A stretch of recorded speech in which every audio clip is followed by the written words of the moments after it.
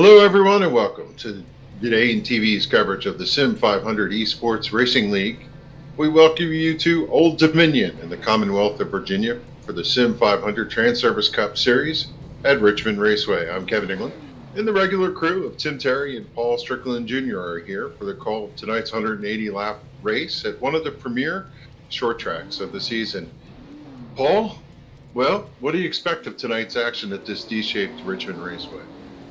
Well, one of the things, great to have everybody out here over on Facebook and on YouTube, over on Vidane TV, just getting off the Tim's Corner live show, episode 11. Been doing it for 11 weeks. Pretty cool little Monday night deal before the Transervice Cup Series here on Vidane TV. But the first thing I look at is our pole sitter, the 88 of Kevin King. Haven't seen him around in the SIM500 here in the Cup Series very often, but lots of history behind that driver, lots of experience behind him as well, and really excited to see him back on the track here, and great to be here on a Monday night. Transervice Cup Series getting ready to kick off here at Richmond. You see the cars are circling. We're under the grid here, on the grid, as Kevin King did score the pole. Good to see him back for the series. And last year they ran, well, caution-free in this race. I don't want to jinx it to give that broadcaster's curse, Paul, but this is a racy racetrack, and these drivers seem to, everybody, I think, universally just loves this racetrack. Absolutely, it's kind of the halfway point between short track racing and big track racing, and it's exciting to everybody. We've seen races here at night, we've seen races here during the day. Beautiful afternoon it looks like here at Richmond International Speedway. We're getting ready to do big things, and the pace car's getting ready to pull off the racetrack and make that left-hand turn on the pit road. And 88, Kevin King, Pedro Mojica, the points leader on the outside. Joshua Williams and Adam Gilliland and Justin Fuller rounding out the top five. And here we go. Green flag is in the air, and there's the jump that the 88 wanted to see. Kevin King pulling out by a couple of inches over Pedro Mojica as they head into turn number one.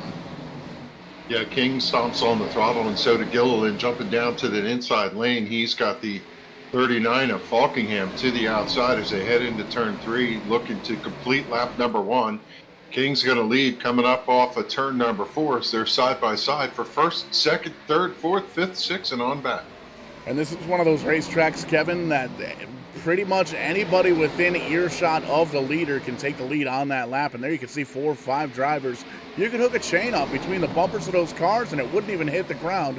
These guys are all over each other right now. They know how important this race at Richmond is. They want to try and capitalize. They want to try and get best points possible here at Richmond International Speedway. Single file with the exception of Falkingham stuck out there on that outside lane as caution drops on the speedway, and King is going to collect the pace car coming around here to complete lap number 3. Early caution at Richmond, and this will allow the drivers to settle down. And 180 laps is the distance here tonight, and this is going to be a fascinating race as there's a lot of different stories deep within this field. A lot of different stories, a lot of different strategies, and we're going to take a quick peek here at the Kong Beer Bong instant replay for the first time here this evening, and we're going to focus in on that 22 car. There you can see the Verizon machine of Nelson Rivera, and we'll take a quick look here. As you see it, the 22 and the 33 make a little bit of contact, kind of shoots the 22 up at the outside wall. There's some big contact, and a couple of drivers doing a great job of just really shooting down low and evading any kind of extra damage there. But big hit for the 22 and Nelson Rivera. Cody Smith, there you can see he gets a piece of it as well. So these guys going to be coming down pit road to see if they can work on some of the virtual sheet metal in the iRacing service and get these cars back up to full song, as it were. 180 laps on the docket here tonight. We're on lap 5. Yeah, to your point, a couple big hits in there. Not a great way to start, but you can run with a little bit of damage here. But I suspect several of those drivers are really going to have to get out the big hammers. Not the way they wanted to get things going here in Richmond.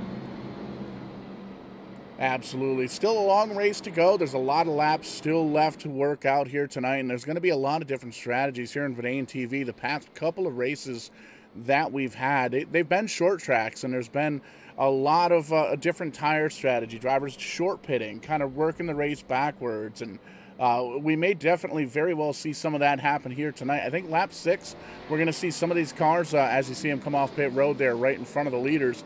They're going to come down, they're going to kind of work on the cars just a little bit, and if there's damage on those cars, they'll definitely make a pit stop and kind of bang out some of the virtual sheet metal. But I think it's a little bit too early to start worrying about fuel and tires, but it's definitely something that's in the back of these drivers' minds. Yes, we welcome Tim into the booth. Couple of stories to open this show tonight. Second place finish last week is Adam Gilliland back. He's sitting right now in that third position. And, well, Daniel Falkingham running in fourth. He racked up another top 5 last week, still seeking a win. Top 5 percentage, 85% in these races this year. Tim, he's been on a tear, but he needs to get a win. Absolutely, he does, Kevin. And the one thing that I'm seeing, obviously, and I'm sure you've covered it in the first couple laps of this race, that SIM500 opened up their signups for this Monday Night Transervice Cup Series, and we're seeing some newer names in this field. You look back through the field, we've got Pemberton back there about halfway through the field. We've got a couple of drivers kind of hanging out in the back. John Fowler is here. Derek Pemberton is here. And the guy near the front, no stranger to any of us here on Vidane TV, that's Kevin King leading the field. So the bad news is that there were spots open. The good news for others is that I think the level of competition has been lifted here a little bit, Kevin. Yeah, no doubt, for sure. These drivers, they like to see this test. And I was listening to racing radios in practice, and a lot of these drivers, they like this racetrack. Just everybody universally likes the way this racetrack races. They feel comfortable here, and with that, you get a lot of really good racing. Absolutely you do, as the field is bunched in behind the pace car, and we're getting ready to go back to some green flag racing. We will have 8 laps completed when we see the green flag. Kevin King, Pedro Mojica, Adam Gilliland, Daniel Falkingham, and Donnie Lee. And you think back to Bristol, where Donnie was so dominant, running in 5th right now. Early in this race, he's already gained 3 positions. I'd keep an eye on the 29 because he might be a early favorite, I think, here, Kevin, as we get ready for green. Yeah, he's been getting stronger as the season rolls on, and will he be one to watch this summer? As King kicks it off, heads to turn 1. Again, we see Falkingham making an evasive move to move down to the lower line. He was stuck outside last time, side by side, right behind them with Leah and the 95 of Williams contesting for that 5th place position, as King is going to streak away here with a car length lead off of turn number 4. You look back from the field, the battle is now for position number 2 as Adam Gilliland to the inside of Pedro Mojica, and it looks like the inside line right now, the place to beat, Kevin, at least early in this run. And you look back there to that battle for what is position number 5. Happy birthday to Justin Fuller, by the way. Fuller celebrating this afternoon. Would like to celebrate with a victory this evening, but he's got a little ways to go, but a long way to get there. 11 laps being worked on the board. These drivers just trying to feel things out. There's a couple tricky spots on this racetrack, specifically the entry to turn number 1 where everybody squeezes together, and certainly the exit narrows up coming up off the corner. We see the 29 of Leah. It's right up tight to the 51 of Fuller there, but he's going to be able to give space as they duck. Down on the bottom, to your point, Tim, along that yellow line is the fast way around here, and Leah is going to use that to his advantage and secure, lock in that 6th position. But just as soon as that happens, here comes the 51 on the charge from the bottom. Justin Fuller trying to pick up one more on Donnie Leah as they battle for what is position at number 6. Josh Williams is able to take position number 5 away. You look back to the rest of this field. Down the back straightaway they go. There's that battle on your screen. The Transervice 29 to the outside of the Personal Comfort 51. And Fuller almost gives Donnie a little bit of a right rear there. He's just right on board with the 29. A close call there, but no harm, no foul. They continue on lap number 14. Saw Comstock come off of turn number 2. Sparks off the right rear of that car brushing against the wall. No harm, no foul. He was able to drive on as he tucks in behind Brian Macklin, making his return here, running in that 14th position. And there's talent all the way through the depth of this field. Absolutely, there is no slouch here this evening, and top to bottom, this is going to be a very exciting race. Kevin King wearing them out up in front. 0.4 of a second back to Adam Gilliland, and in this battle for sixth on back. Josh Parker now a part of it. Tommy Rhyne, Tyler Dalton kind of lining up in line in behind. Byron Daley in the 33 back there as well. The freight train is lining up. It's just a matter of who gets kicked out to the outside. And right now it looks like it's going to be Tyler Dalton as Byron Daley moves the Valvoline number 33 to the inside. This track's smooth as glass. You can run high, you can run low, but it is known to have tire wear, and these drivers need to conserve their tires. If we get a long green flag run, which is the pattern, well, contact here at the start-finish line. Josh Parker bumping into Donnie Leah. The two of them are literally door handle to door handle coming off of turn number 2. Parker got a good entry in and a good drive off. He's going to pull up a little bit. Leah still being stubborn. They're side by side still in turn 3 and 4. Continuing to be side by side, and it looks like Josh Parker going to try to take the advantage to the outside. Donnie Leah fights back on the inside. Great little battle for position. We haven't really seen the high line come in, but how about Josh Parker? Makes that move, power move to the outside. Picks up one, and then he moves in and tries to get friendly with a familiar foe in Justin Fuller. Looking back through the field, everybody kind of single filed out right now, just getting the cars settled in. See a position back there for 23rd, Chad Coleman. He was battling with Mike Montesi in that kick-ass beef jerky number 45. They've settled in nose to tail as drivers early in this pace. They're just going to kind of get their feel for the car, Tim. This is a tricky racetrack, but it requires you to be up on the wheel every lap. It's a very technical racetrack to drive. Absolutely it is. You have to be up on the wheel every single portion of this racetrack. As you mentioned, you cannot take a break under green here because you're almost constantly turning. You got the backstretch, but you got this dog leg that's kind of on the front, and you're kind of either swatting flies or constantly turning, trying to pick up a spot. You see Jimmy Coleman up the road here on the inside. You ride on board with Chad Coleman in the 38. The 11 trying to pick up that spot on the inside to move up one more position. But yeah, you're constantly working around here. It might be a short track, but this track drives very fast. You watch Kevin King go into the corner. Entry speed on these corners somewhere around 154 miles an hour. They drop down to about 90, 95, depending on how worn the tires are, and then they're hard up off the corner, full throttle, but the car can break loose. And like we said, it's a tricky racetrack to drive. It's very line sensitive. You got to make sure you hit your marks, and certainly you don't want to touch that apron coming off of turn 2.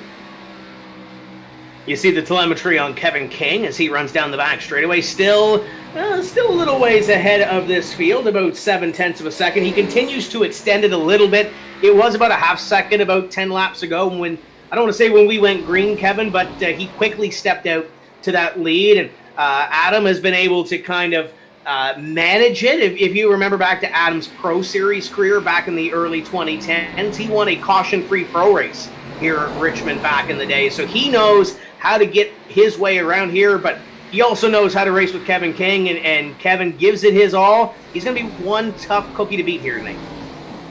Yeah, Gilliland is the winner from last fall in April, and Falkingham won in October last year, so the two of them certainly know how to get around this racetrack. There's Daniel Falkingham on your screen, trying to get into victory lane, trying to do whatever it takes. He missed the season opener at Daytona.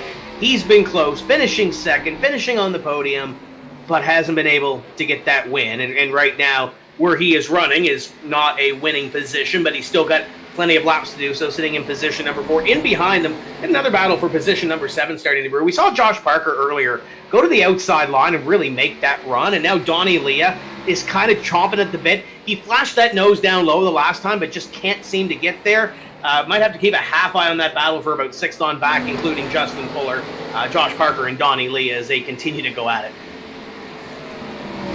They're going to run nose to tail for a while here, but as we get into this long run, and we do anticipate that we'll have long run here tonight, some of these cars, they went out a little too fast out of the gate. They're going to burn that right rear off, some of them pushing the car into the corner. That's the funny dynamic about this racetrack. If you drive too hard in, you wear the right rear or the right front, and if you drive too hard off, you wear the right rear, and we're going to see some of these drivers slip back through the field.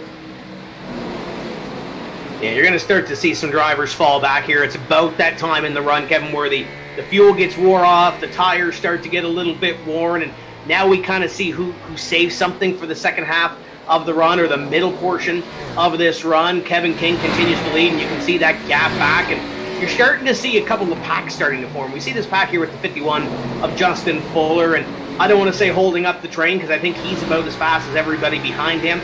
Donnie Lee and Josh Parker really haven't been able to force the issue, and as I say that, there goes Parker down to the inside and kicks Fuller out to the outside. Fuller fights back as they come out of corner number 2. Fuller gets that run. Parker is still barely there. The door is barely open, and Fuller drives it in way too deep. He missed the corner, Kevin. Yeah, out front is smooth sailing for Kevin King. He's just on autopilot right now. He's just hitting his marks absolutely perfect. Not anything of a surprise there, but in chase is Adam Gilliland. Right now, Adam sits about 0.8 of a second behind him, chasing him down. Adam started in 4th, currently running in 2nd, putting down some fast laps and looking to see if he could close the gap. He's just eking in to Kevin King every little bit each lap as we go by. But it's not really enough to really make a difference right now. It's bounced between 0.7 and 0.8 of a second for that battle for the lead. This battle here is starting to get intense. We're starting to see some drivers here try some different lines, and we saw this with the eNASCAR Coca-Cola iRacing series here last week, where you started to see some drivers kind of go to the high side, and it kind of worked. Now, I don't know how this is going to work, Kevin, with the fixed setup, because with the Coke series, there's obviously open setup, so they can kind of tweak some things to try to make it a little bit better for that outside line or that middle group. We saw Fuller, and I said he missed the corner, but he didn't miss it by much because he didn't lose a whole lot of time. He's still behind Parker, albeit a couple of car lengths behind. I think that 51 might be giving up a little bit on him on this run that we're having, but we're starting to see those guys go to the outside. It worked in the Coke race. I don't know if it's going to work here with the fixed setup, but there's guys giving it a go. How about Donnie Lee to the outside? Yeah, charging that outside lane, running the fence as he comes off. He gets a good run, and he's going to be able to drive underneath with that momentum. That's all going to go for naught. Yellow on the speedway here, lap 35.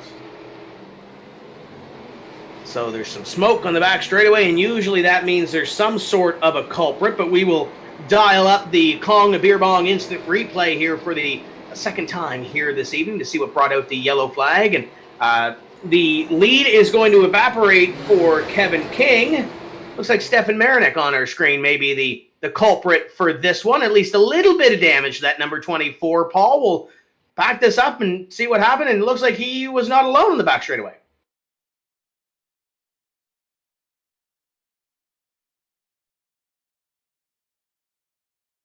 Tim? Yeah, that's right, Tim. Where there's smoke, there's usually fire, and definitely fire here at the racetrack.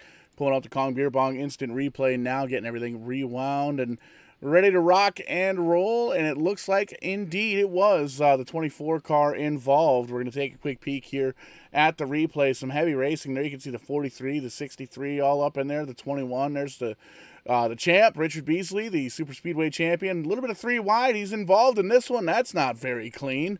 You can see he gets a bump. He gets another bump from both the 21 and the 24. He's trying to lock him down to hold on to it, but a little bit of a bump ski here on the backstretch. And the good news is it's a little bit of bumper car action, not big time damage or any big hits right there. There's a little bit of a shot from the 24, not very happy, but gives us a chance to come down on lap 37. And I'm taking a quick peek here, Kevin. It looks like pit road's a pretty busy place.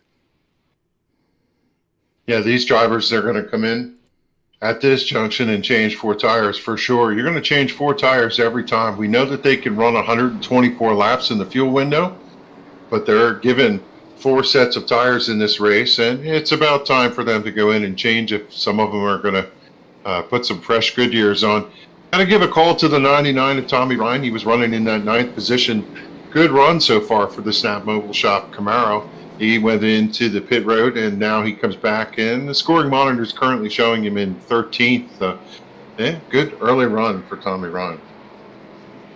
Yeah, still early in this race, but plenty of laps to even move a little bit closer towards the front of the field. Adam Gilliland is scored as your leader. Josh Williams, Justin Fuller, Donnie Leah, Byron Daley, your top 5, and looks like the 31 car is scored up here as well, Eric Arnold. He must have played some pit strategy maybe and got near the front because, Kevin, he started 39th here tonight. Yeah, Arnold was one of those cars that pitted on lap 3, and now he's going to stay out. Joey Bailey, Thomas O'Leary, Bobby Wetzel, Stefan Marinick, who was just involved, and Eric Arnold were one of those cars that pitted on that first go-round, and I don't believe he would have taken fresh tires. But, if you're running in the back, Tim, sometimes you could just cruise. I found run several hundred laps at this track this week, and talking about the dynamic of being out back, you can almost run 3/4 throttle. You don't have to race because the cars in front of you fill up the gap as you go into the corner, and you can do a lot to save tires. Those guys have been running hard out front. Got to go to get some tires from, the crew, and that's going to put you in a good position. And they definitely do have some position up in front, but we'll see how this all shakes out. Kevin King will restart in 7th, Pedro Mojica in 9th, Daniel Falkingham in 10th. But here's a name that's been hanging around the top 10 all night long that we haven't spoke about a whole lot. E.J. O'Rourke in position number 8. Now, Paul, before we go green, I was talking to Richard Beasley earlier, and he said he's got the belt. He's going to show some pictures and some video and unboxing, I think, a little bit later. But Paul, he said he has an undisclosed wrist injury that he said he may tag E.J. O'Rourke in for the street stock rent a race car ride. Have you heard anything about that? I did hear of some sort of tagging. I didn't hear about the injury. So we hope Richard Beasley heals up real soon. But there's definitely an opportunity. It sounds like for E.J. O'Rourke to jump in that street stock. Kevin, to that point as well, I talked to Beasley as we're back to green. He had the box, he had the belt that he won in the Super Speedway Series, and he said it's heavy. So I'm not sure if Richard is milking the injury because he lifted the belt or the box wrong, but who knows with Richard Beasley. Kevin King's street wide on the inside doing work. Yeah, and he's got Pedro Mojica trying to follow him through that gap as he's down underneath Bailey. It's the 95 of Williams stuck on that outside lane. He's going to clear Byron Daley and able to get back into that position, and he and Mojica are going to be side by side. Good run for the number 81 of Gilliland. He's out now where King was, but he looks in their rearview mirror, and that red number 88 is looming large. Kevin King getting a little bit closer towards the front of the field. He and Adam Gilliland know each other fairly well. They've been racing back and forth with each other, and looks like they're going to race here, but it might be at least right now, it might go to Kevin King with the fresh tires. King and the number 88 going to go to the lead. Yeah, tires mean everything in this racetrack. Even just a couple laps will make a difference. As Pedro Mojica going to follow King through. Mojica, he just hooked on he almost looks like he's got a toe strap there on the back of that number 88. As that 58's just tucked right in the groove.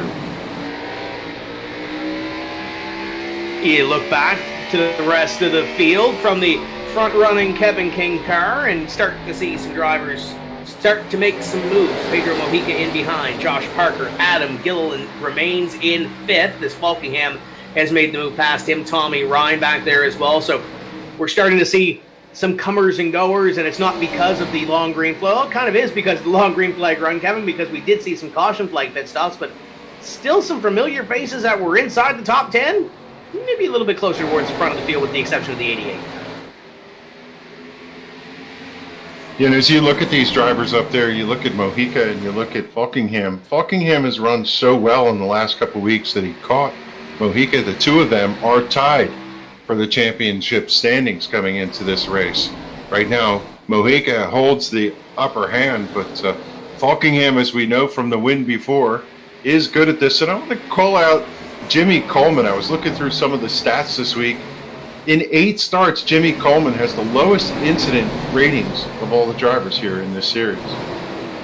Oh, speaking of ratings, there's going to be one that's going to be in the going down, as we saw one spinning car. That might have been, was that Elliot Henderson maybe? No, it's the 31 of Eric Arnold going around, and that will draw the caution flag one more time. It was one of those drivers, Paul, that stayed out on the racetrack and tried to get some track position, and it is all for naught, as we'll queue up the Kong of Beer Bong instant replay here for the Transervice Cup Series, and 3 wide maybe, Paul?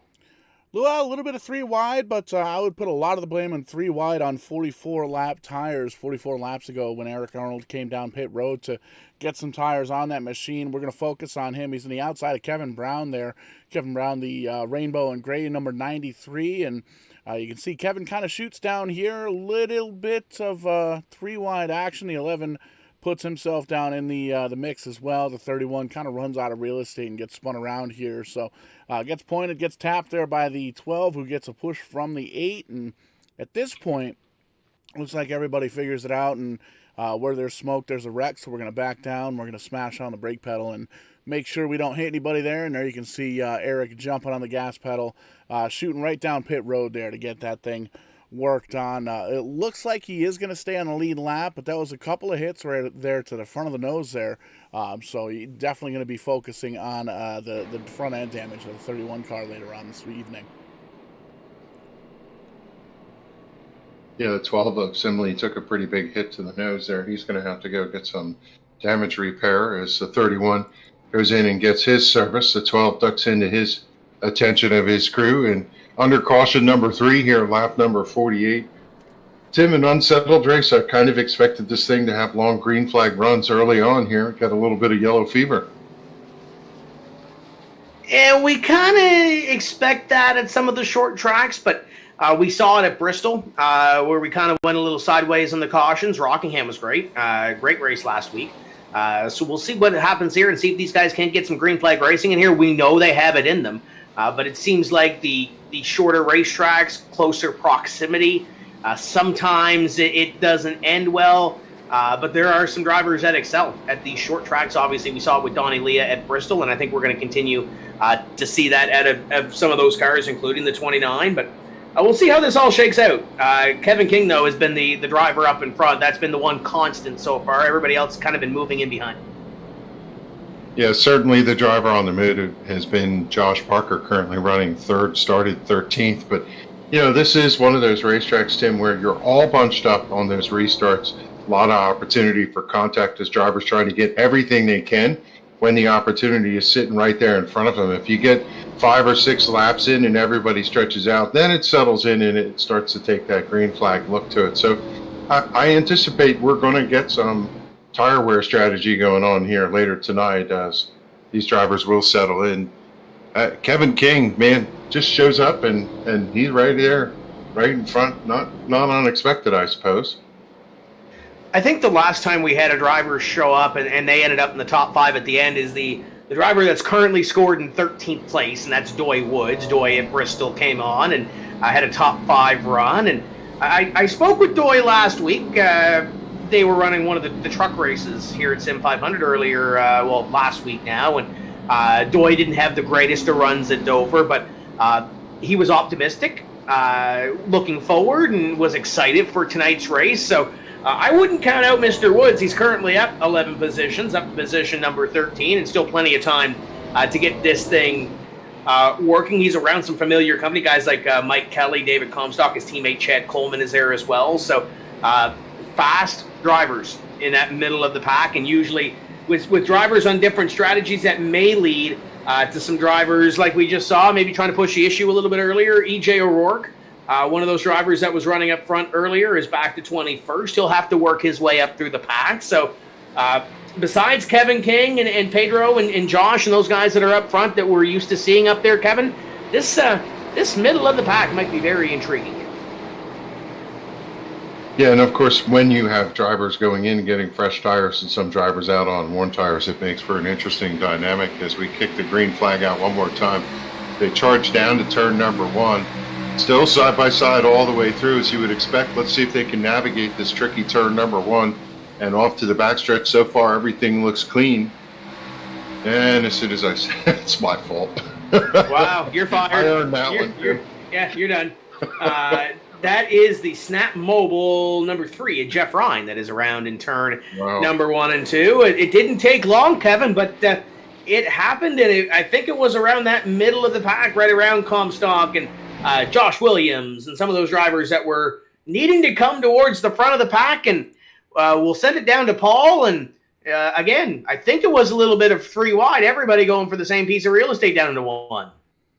And that's a lot of the racing you'll see here, Tim, at Richmond Speedway, and just a bunch of drivers going for that same piece of real estate. Here we can see we're going to focus in on the number 3 car of Jeff Rhyne, and he's on the outside here of the 52 and the 95, kind of splitting the difference a little bit.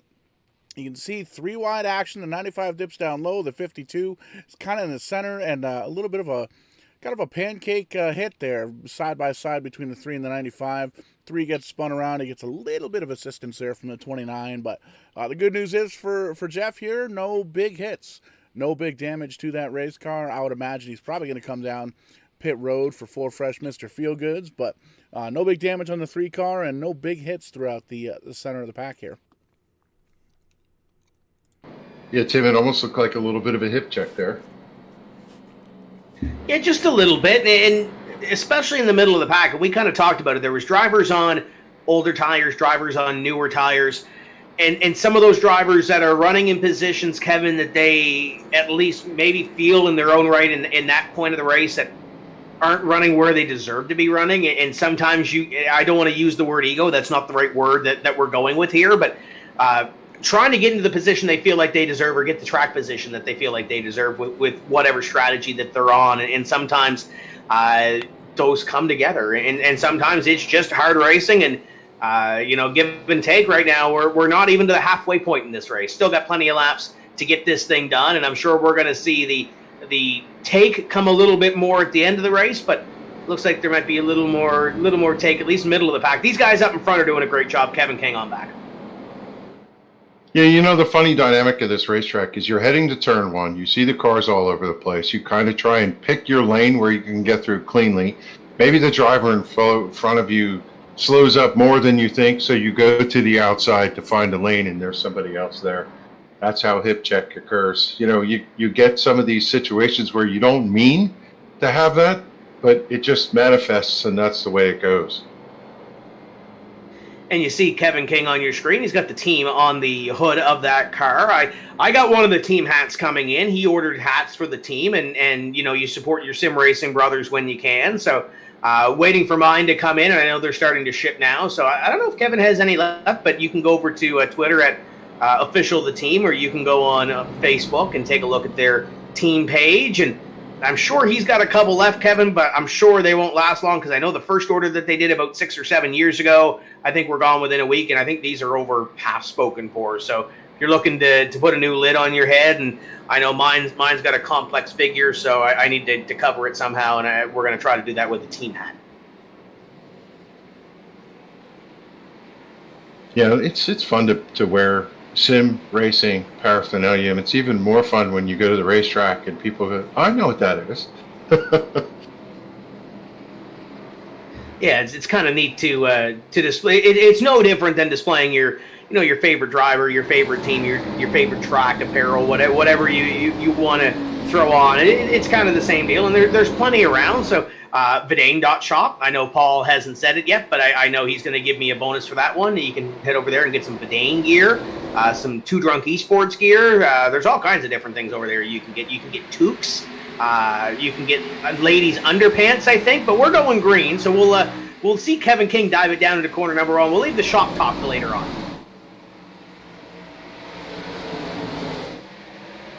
Little side by side as they come off turn 2. I'm being quiet this time, Pi. See if I can keep my trap shut and let things settle out here a little bit. King out front. He's able to clear everybody else. He's got Josh Barker in tow right behind him. Falkingham to the outside.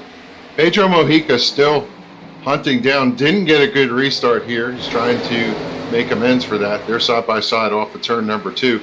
Pedro giving a lot of space to the 39 to his outside.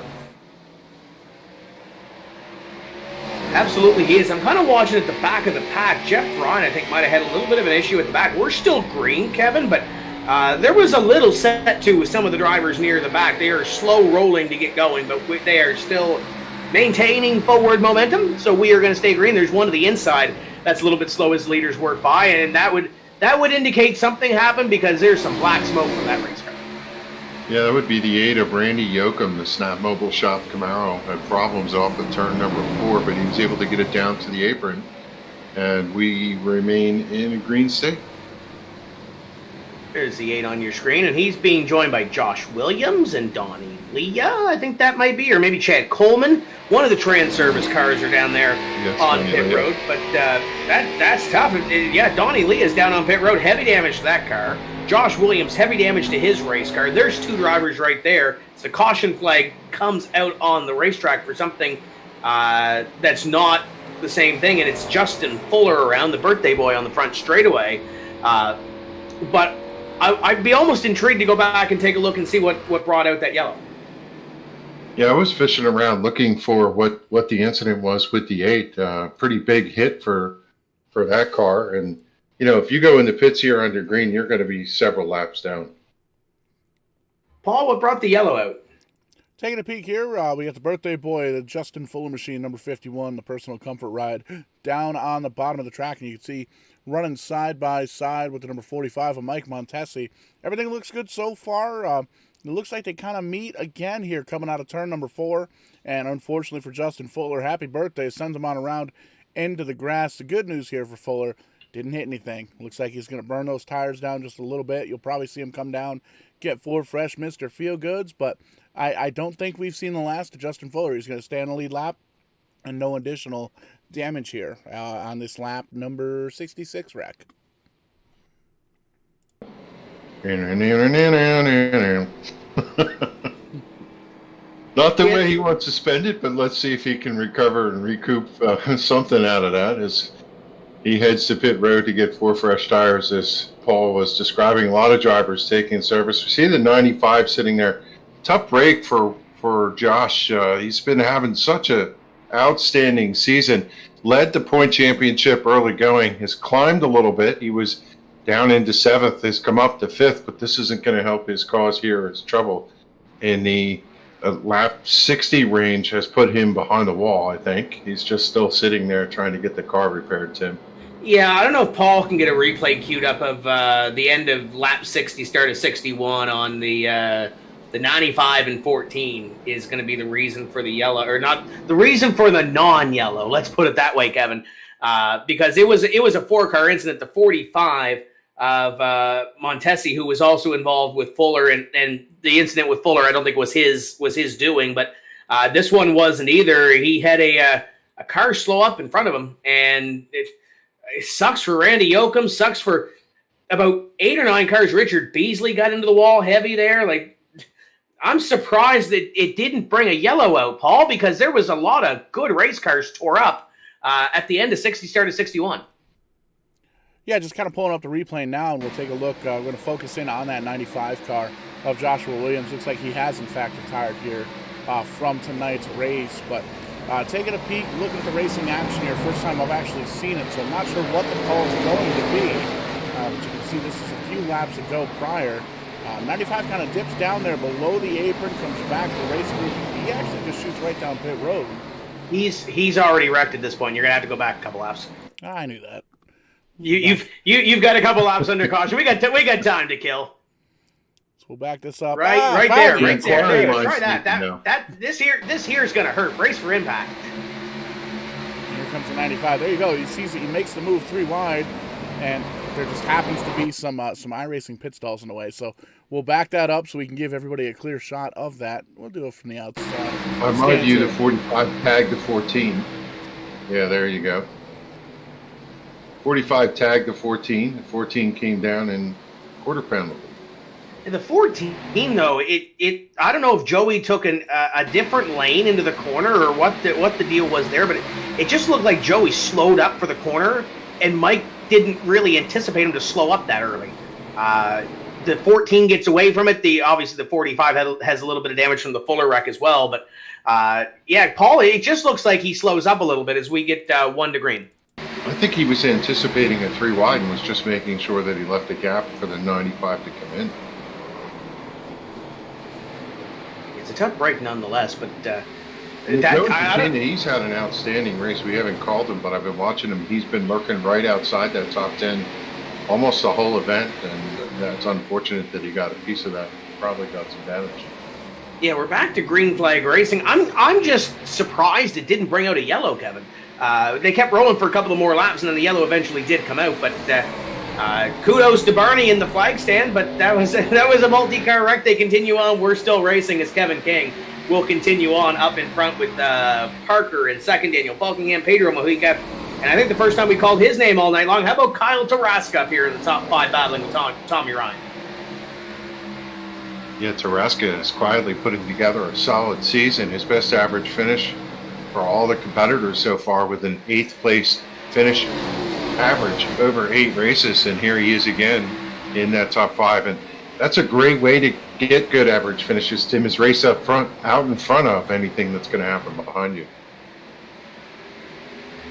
They continue to race off of corner number 2. I think that's Robert Gilliland back there as well off the corner of our eye in the top 10. The number 4 doing a great job as well, starting to move his way up. Haven't called his name a whole lot this evening, but Kevin, you kind of look outside the top 5 or so. I mean, Kyle Taraska, Tommy Rhyne, we kind of mentioned. Brian Macklin is in the top 10. Robert Gilliland, Chad Coleman is now in the top 10.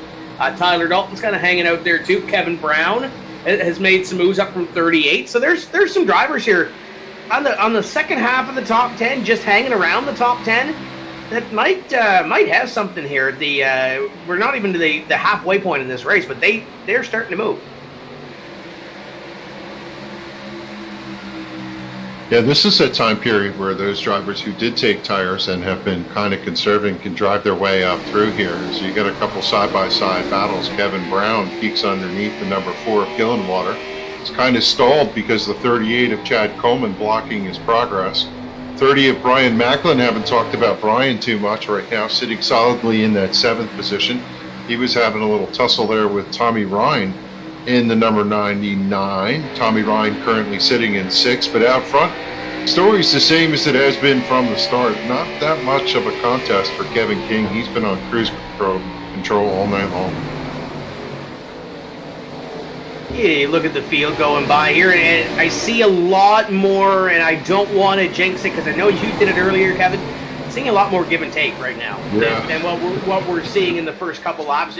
Glenn Campbell's making his way up here. Great to see the 44 in the top half, currently in 15th, I believe, the last time by. So he's starting to make his way up. We're starting to see some names that we're not used to seeing or haven't called all night long. Let's put it that way. Maybe had a subpar qualifying effort, starting to work their way up towards the front. Yeah, we may have had 5 cautions so far, which, you know, in a short track is not out of the question, but we're quickly marching our way to halfway, just about 12 laps shy of it. Saw the 30 of Brian Macklin up against the outside fence, the safer barrier, scraping the wall here, going underneath Barney on the front stretch, and he was able to just keep that momentum going.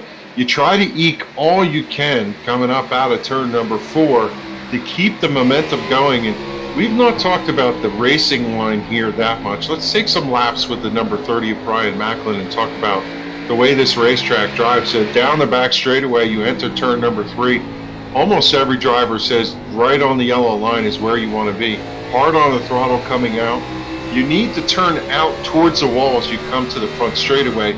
Big arc over here. Now in the opening, when you have a restart, you typically protect the bottom, but when you get single file, you want to run high on the front straightaway and then drive the car down. There's almost like a ramp as the car rolls down the degrees of banking off to turn 4. It also straightens to turn 2, and it straightens the entry to the back straightaway here.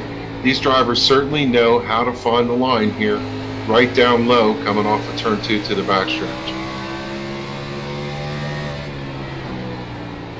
Doing a great job here trying to make his way up a couple of positions. Brian Macklin, we've documented it. He hasn't had the greatest of seasons ever since Daytona. Yeah, Daytona gets that victory, gets that checkered flag, and then it's been a train wreck from there. Let's call it a spade a spade.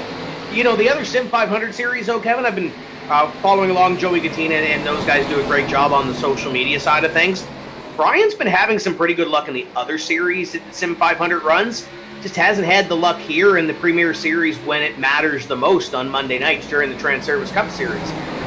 Holding on right now to position number 7 and doing a pretty good job. Still sporting a little bit of damage on the front end of that race car, but no harm, no foul. Still able to keep up and battle with those guys up in front, and up the road is 5th place Kyle Taraska. So he's got to look at the top 5. big wiggle for Macklin coming off the corner there is you can run with a little bit of damage here. And going back to the 14 degrees of banking, if you hit that turn correctly, and it's difficult to do because there's one just perfect line out of turn 1 to turn 2. It feels almost like Dover, where you drive down the banking and off to the front straightaway. It's really interesting, and it feels great when you do it. Here comes Adam Gilliland on the charge. He's going to make the run on the outside. That's the beauty of this racetrack, the outside lane. It is completely viable here. Absolutely, it is, and we're starting to see those different strategies come to the front as well. And you see Adam Gilliland on your screen on the newer tires, has to work a little bit harder to get up towards the front, but he'll go to the inside. And we said it earlier in this race, and we approach the halfway point now. I'm intrigued to see if that outside line does decide to come in any more than it has. But with the fixed setup, we're not really seeing it a whole lot. We're seeing Adam Gilliland slice through this field on those new tires, and he's going to pick up position number 5 here. Move his way a little bit closer towards the front, but still got some work to do. And the bad news for Adam is that once he gets this 5th place spot, he's got about a second and a half to get to 4th place, but he's got the speed to do it. Interesting contest back there for 12th and 13th. Mike Kelly running on the high side. Haven't talked about Mike that much. Marinick able to move underneath. Suspect he's got fresh tires. Kelly's trying to give that outside lane a go, but it's just not working really well for him. You know, you talk about a veteran, accomplished sim racer. You see someone like Kelly and, well, just about all the other names we mentioned, and it illustrates how good Mojica and Falkingham's season have been. To be able to put together that number of top 5s in this season with such stout competition shows just how much on the A game these two are this year. And how about this battle? We don't talk a whole lot about Stefan Marinick and Robert Gilliland, but they've kind of been the underdogs, I guess. They almost ended up taking each other out down the back straightaway, but they're kind of the underdogs. Robert's had a couple of really good runs. Stefan Marinick's had some really good runs. We've seen a lot of Stefan during the Super Speedway series that we covered in the winter time. And he's working his way up here, and this is far from a Super Speedway. Mr. Marinick doing a great job here, especially being involved earlier in an earlier incident. What I like to see out of that 4-car is just the constant improvement every week. Steady, staying out of trouble, good solid runs. He was a top 20 car in the beginning, a top 15 car, and now he's knocking on the door of being a top 10 car. And just every week that 4-car gets stronger. Absolutely, it does. It just comes with time, and it comes with laps and experience, and especially with these drivers here. Kevin, it's hard to come in. Obviously, Kevin King on a different playing field because he's been involved in high-level sim racing for so long. But you know what? You look back to those guys that were here earlier tonight, Derek Pemberton and Cody Smith, and these new drivers that are coming into this series. The bar is raised. It isn't the eNASCAR Coca-Cola iRacing series, but a lot of these drivers have been there before and done that. They've been to the upper levels. This is the upper level when it comes to fixed setup Cup Series racing. And Robert Gillenwater and Stefan Marinick and these drivers that you might not necessarily have heard more frequently than the guys like an Adam Gilliland and a Kevin King and a Chad Coleman and all these other names. They're holding their own and doing a great job right now. And we continue to see them move through the field. And speaking of Chad Coleman, there's the 38 on your screen battling with Stefan Marinick and Kevin Brown.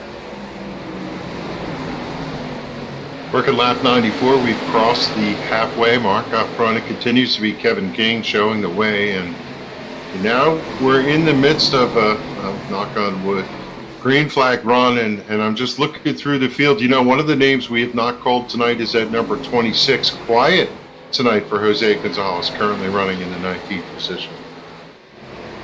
Yeah, Jose's been kind of quiet. He's kind of been, I think, letting the race come to him, I think. There's been some comers and goers. You look at the guy in front of him in Doy Woods.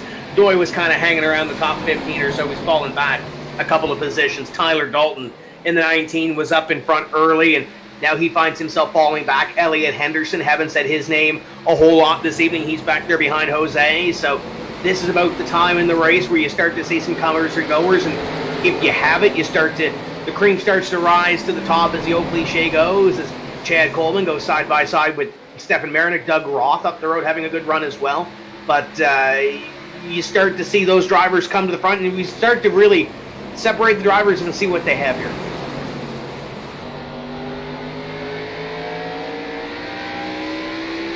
Kyle Taraska having a quiet night, sitting there in that 6th position as the space is out in front of him. And, when you look at these drivers, when they start to spread out, then they, I think, stop worrying about the competition and they start worrying about hitting their marks. You use that car in front of you as the benchmark, just trying to see, did I gain that lap? Did I lose that lap? Look in the rearview mirror as you come off the corner, see what's going on behind you. Ultimately, you're trying to conserve the car as best you can, but still move your way forward. And right now, man, Kevin King, he just continues to impress. He's out. He's got to have a second and a half almost over Josh Parker.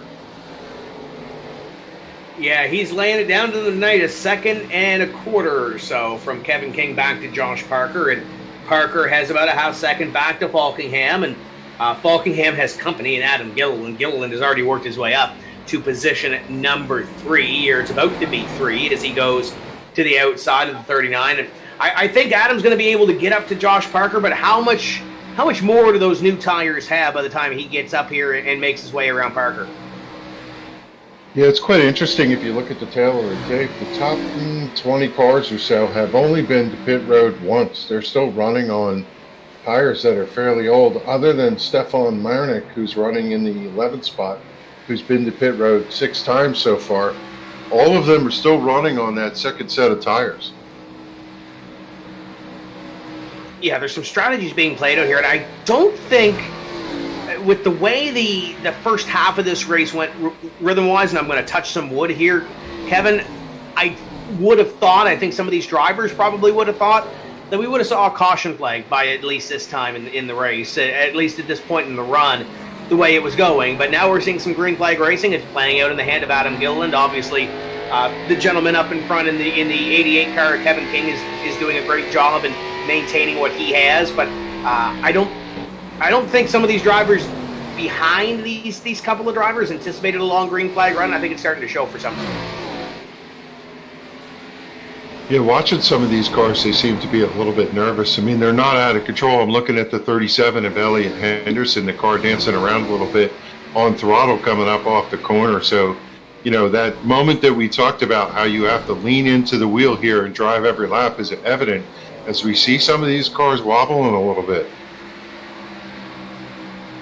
And starting to see them wobble just a wee little bit, and starting to see the handle go away a little bit, fuel burning off, tires getting a little bit worn, and these drivers are, we talked earlier about Richmond having to be up on the wheel every single lap, Kevin. Now you have to be up on the wheel even more to try to stick handle these race cars around here. Got off to a rough start, the 44 of Glenn Campbell, but right now sitting in the 16th position, and he's one of those veteran drivers that on the long run always seems to come forward. That car looks a little fast right now. If I have to judge him around Comstock and Roth and some of the others, they almost look like they're holding him up. The two absolutely sideways coming off the corner there as Mike Kelly, he's got a handful with that car. It must have really worn right rear tire. Yeah, he's holding on for dear life right now, and he might be holding on 3 wide. Doug Roth on the outside. He is actually, and I'll double check my scoring monitor here. He was at one point, and he still is with Eric Arnold on pit road. He is the free pass car if caution was to come out. Only 2 cars technically 1 lap down right now. He and Justin Fuller, and Eric Arnold now joins them, but he's on pit road. He's likely, Kevin, going to lose 1 more lap here. So Doug Roth, we talked about drivers hoping for a caution because the handle's going away. He's really hoping for a yellow flag to get that free pass. You have to wonder if Mike Kelly running that high line burned that right rear tire off, and that's why he's struggling here on this long run. He's one of those guys that seriously would love to probably see a caution and be able to go in. He just doesn't want to be that caution. It doesn't want to be that yellow flag, and especially with the, again, long green flag run that we're on, you don't want to be that guy to kind of make the wrong move, kind of misstep and step over that boundary, per se, to bring out that yellow flag. But how about this little battle right here? We talked about the 2 a little bit earlier on, kind of maybe hoping for a caution flag in Mike Kelly, but mentioned Glenn Campbell, Transervice on the side of that race car, the 44, hanging in the top 20 right now, and I think with the way this race is playing out, this might be a Glenn Campbell type run. He goes to the inside of the two to try to pick up one more position. You ride on board with the Transervice Raging Cajun number 44 as he tries to pick up one. And don't look now. Here comes Jose Gonzalez. Yeah, good little skirmishes all the way around here. It's kind of hard to see sometimes from the camera angles, but see the 31 of Eric Arnold. He changed tires, and he's just gone by Pedro Mojica, who's currently running in 5th, and it shows the value of tires. That 31 car just looks like he's got 100 more horsepower as he drives right up to the back bumper of the 39. But he's running in the 35th position, not on the lead lap, but that car's certainly fast with 4 fresh Goodyears. And we're starting to see some of those drivers make some moves, as you see the 31 on your screen. And he is currently scored, Kevin, as 2 laps down. So if he is able to get by these 2 or 3 in front of him to unlap himself, he would be the tail end of 1 lap down. Looking at the field right now, Mike Montesi scored his 1 lap down, and actually Justin Fuller just made a move around him, but I don't think they are actually on the same lap as they battle. Those 2 cars actually on different laps. And then you still have Bobby Wetzel, it's now scored his 1 lap down, and Doug Roth and Justin Fuller still there as well. As we continue to work around here, there's some drivers that are on the move here, some drivers on different agendas hoping to get this thing, at least maybe a caution, maybe to get this thing to a green flag pit stop. This is intriguing. Yeah, chit-chat on the radio. I'm sure the 81 looking out his front window is looking at Kevin King, who took to the high line. Ran the high line through 1 and 2, 3 and 4 for about 4 or 5 laps. He's up there again, right up against the outside wall, and that has moved Gilliland up there searching for grip on the racetrack. When the tires are worn, sometimes you can go up there and it doesn't put as much stress on that right side, and it allows you to be a little bit straighter coming off. Gilliland, again, searching on the high line. You don't see drivers doing that a lot until you get tire wear, because the bottom is typically the preferred way around here at Richmond. Yeah, you start to see some drivers work their way up. I think it was Bobby Wetzel to the outside, trying to get what he can to the outside and try to stay or get to that 1 lap down, to the first driver 1 lap down to get the free pass here this evening if the caution does fly. But we're clicking them off, and we're clicking them off real quick. 117 laps being worked on the board right now. And Adam is still gaining some time, Kevin, but he's not able to gain the time that he was earlier when the tires were fresh. So it's going to take him a little while. You can see Kevin King getting a little bit bigger on the shot that we just had there. So he's getting there, but it's a little bit slower than it was before. Yeah, at any moment now, these drivers are going to enter into lapped car territory as Kevin King catching the back of the field. Side by side, lap after lap after lap, the 23 of Josh Parker on the high side. Daniel Falkingham rim riding down on that yellow line. This time, high entry into turn number 3, low entry off, still trying to gain whatever he can on that bottom line. Unable to do it, the momentum carries the 23 ahead, and the 39 peaks underneath in every corner. Those two putting on a great clinic up there. Yeah, great little battle up in front. Battles throughout this field, and drivers starting to stretch out a little bit as we've seen through some of these speed shots. You see a couple of side-by-side battles there. That is the battle for position number 3 on your screen, with Josh Parker and Daniel Falkingham. Falkingham trying to keep that inside, trying to hold that yellow line. The 23 of Parker searching a little bit middle upper groove and trying to hold off the 39.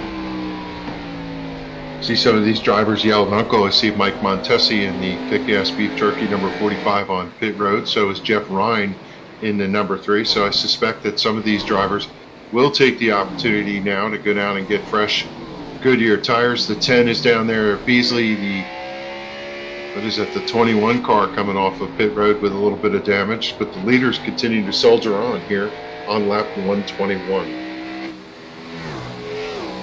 Yeah, continuing to work the green flag. There's some 3-wide racing down there into corner number 1, but I think that's the most contested battle right now on the racetrack. Everybody else seems to be able to find a little bit of a dancing partner as we ride on board down the back straightaway, and I believe that's Kevin King. Up the hill he goes, and that is Justin Fuller ahead of him. I don't think on Justin Fuller's birthday priority list was going 2 laps down to Kevin King tonight, but that's about what it is. If you're just joining us, lap 122 in the books. Kevin King, Josh Parker, Daniel Falkingham, Kyle Taraska, and Tommy Rhyne are your top 5. You're watching the Transervice Transportation and Logistics Solution Cup Series, a history of service, a tradition of excellence. Visit them on the web at transervice.com. Exciting race here, Tim. You know, we got those early gremlins out of the way, and now this green flag run is going to make for a very interesting complexion to the end of this race. Absolutely it is, and we're going to see it continue to play out here, especially if this thing does stay green, and Adam Gilliland continues to, I was going to say work his way towards the front, but he may have called the audible. He was on pit road, and I believe Kevin King's down there now. Your leader ducks in, hands the lead over as number 88 searching for his pit stall. He's got to come all the way down the other end, duck in that number 1 pit stall. He hits his pit sign absolutely perfectly. 4 tires and fuel going in. The K King style Camaro. He's going to get his service. That's going to turn the lead over. At this point, to Josh Parker, who was 2 seconds behind. And if Josh knows what's good for him, I'm guessing he's not going to want to give up too much to Kevin King. He needs to go in and get fresh tires too. And he's battling right now with Daniel Falkingham. Lets the inside line open for the 39, but he doesn't want to take it. Josh Parker will continue to lead this one from that second group. Leaving it open, just can't get that run to the inside. Can't Daniel Falkingham, but they're going to have some company. Here comes Richard Beasley in the tide ride to the inside on fresh tires. Watching King's pit stop, it was absolutely flawless. Good in, good out, good service. He's on the rail right now. He's going to drive right through a bunch of these cars, slicing through them like a hot knife through butter. Comes across a complete lap, 127. Now for Kevin, 1 lap down. He's the second car, 1 lap down. He needs to get to Adam Gilliland and/or get back to the lead lap, hoping that a caution is not going to catch him out here. But you see the undercut. We run on board with Kevin King. You see the undercut of what Adam Gilliland was able to do. He is the 1, 2, 3. I think he's the 4th car up ahead of here. 4th or 5th car. So there's plenty of real estate for Kevin King to make back up, albeit he does have fresher tires, but it's not like the run before where Adam Gilliland was so much faster than Kevin King. And obviously, you can't really compare lap times right now, Kevin, because they are fighting in traffic, but keep an eye on that as we have one more car come down the pit road. That's Daniel Falkingham. Yeah, certainly that's going to play a hand in how this pans out, right? For Gilliland, the good news for him is he's out in front. It's up to Kevin King to chase him down. Yeah, cat and mouse, and right now that is the battle on either side of the lead lap. I believe Adam Gilliland technically scored on the lead lap, albeit not by much. Kevin King is the next one to kind of unlap himself, and he'll do so here as Josh Parker is stuck to the outside. You'll see that 88 car come back down to the inside here as long as he can get by Jeff Rhyne in the 3. Close quarter racing there. Josh Parker kind of lets them go, and Kevin King now works to the outside of the 3.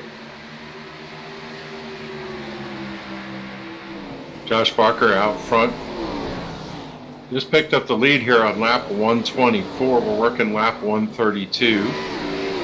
Comes off of turn 2. Have to see whether he's going to signal and put the hand out the window and go to pit road. Not this time by as he continues. And I lied. He hammered the brakes and got down and got on the pit road. Could have fooled me that he was going to get that car stopped, but he's going to yield the lead here at pit on lap 132. Woo, Kevin King just made a move to try to get by a couple of cars, the 51 of Fuller and the 45 of Montesi. It was 3 wide. It was close, and it was almost working on a caution, but somehow they figured it out. We stayed green, and Kevin King's able to fight another day, but looking at it, it's about 2 seconds between himself and Adam Gilliland up the road. So keep an eye on this little battle. The 52 car is the next up for Kevin King, and he'll put John Fowler in the rearview mirror. And now what stands between himself and this car on your screen of Adam Gilliland is a couple of lap cars. Yeah, Gilliland is about 13 seconds back of the leader. You have to question whether any of these other drivers are going to try and run these last 30 laps and whether they can hold them off or not. Stefan Marinick, he goes across the start-finish line. He sees the 39 of Daniel Falkingham streak by. Continues to be your leader. Can Marinick somehow figure out how to win this from that position? With the amount of laps that are left, I don't think so. They're going to have to come down pit road and even if they said, okay, well, we can make it the rest of the way on fuel, Adam Gilliland is going to get them with the way the pace is going before this race is over. So you'd have to think that those drivers up in front are hoping for a caution flag to kind of get the strategy out on it, as here comes Joey Bailey down on pit road, one of the rookie contenders this season. Come down to the attention of his crew. Marinik continues to lead. Byron Daley, David Comstock. And there's Comstock. Did he get the barrels at the end of pit road? He was close. If he didn't, there's no damage to that race car, but he was coming close to getting it woe down.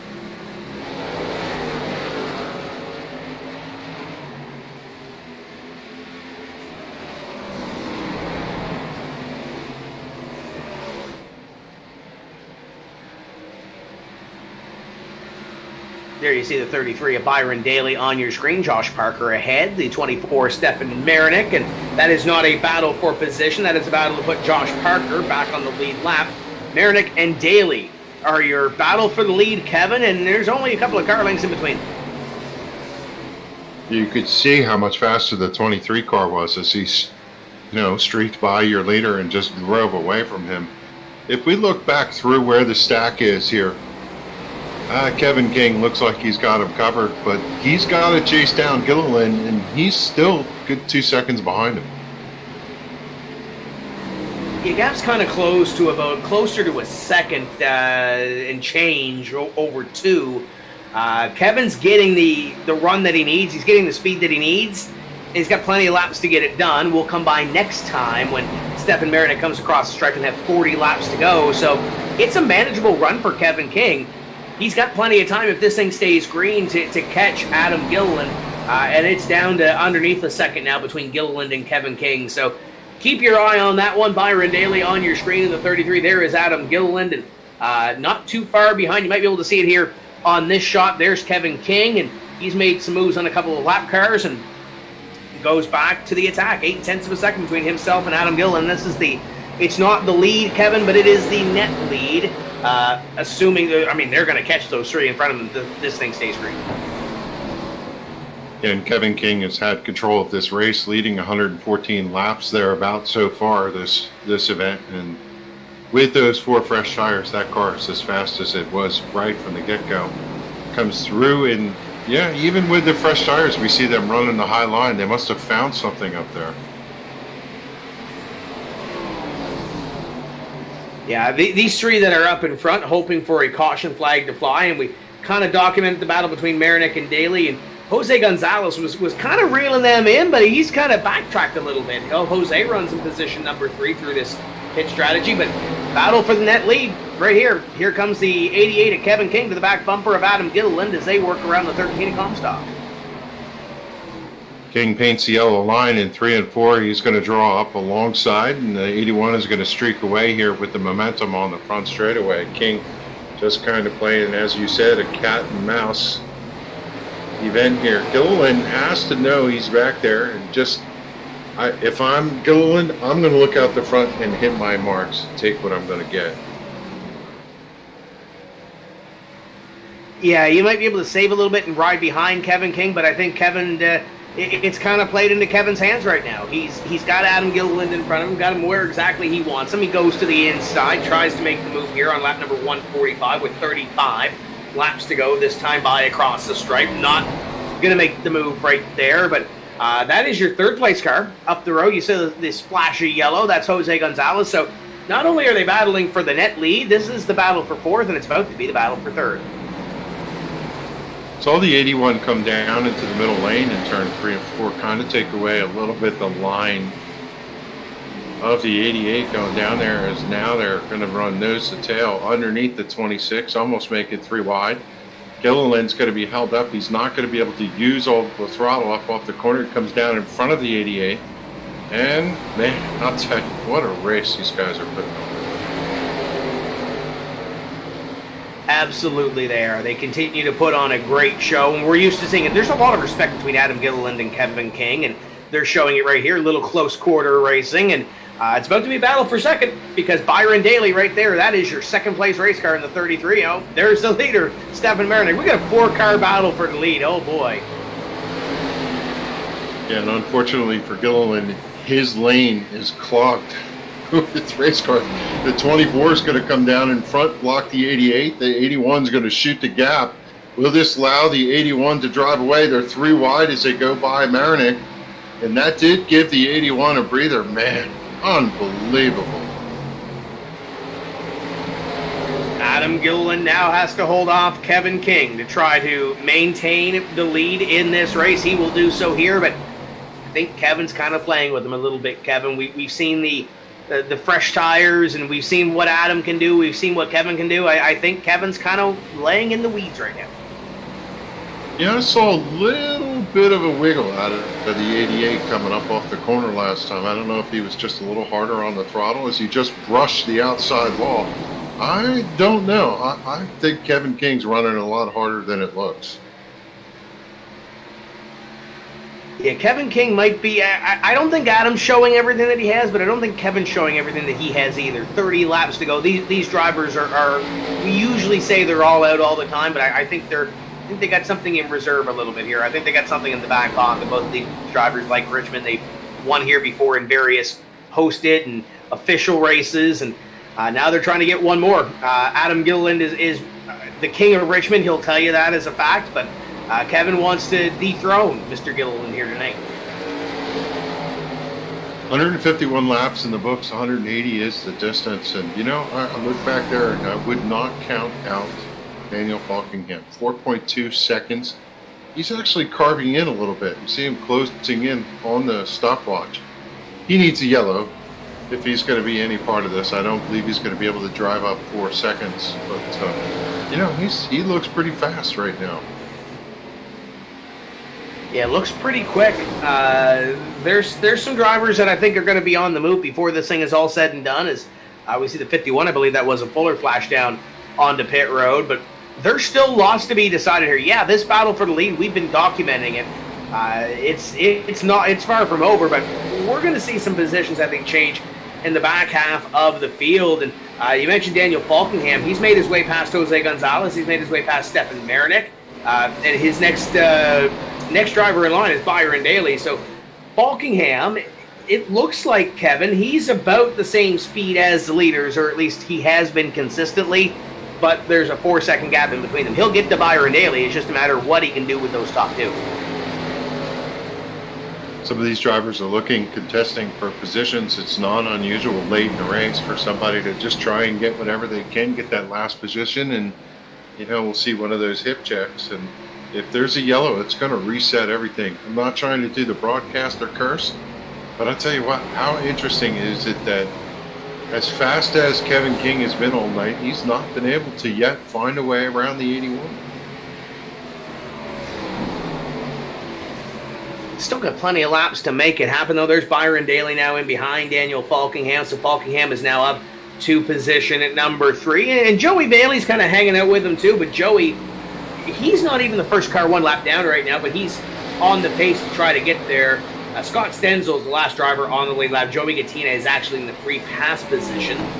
Jimmy Coleman is also 1 lap down in between himself and Joey Bailey. So there's a couple of cars for Bailey to get up there and make some moves on. There's another driver, Kevin, started off the season really well at Daytona, finished on the podium, but really has had speed, has had flashes of brilliance, but really hasn't had the finishes to back it up for the number 1 team.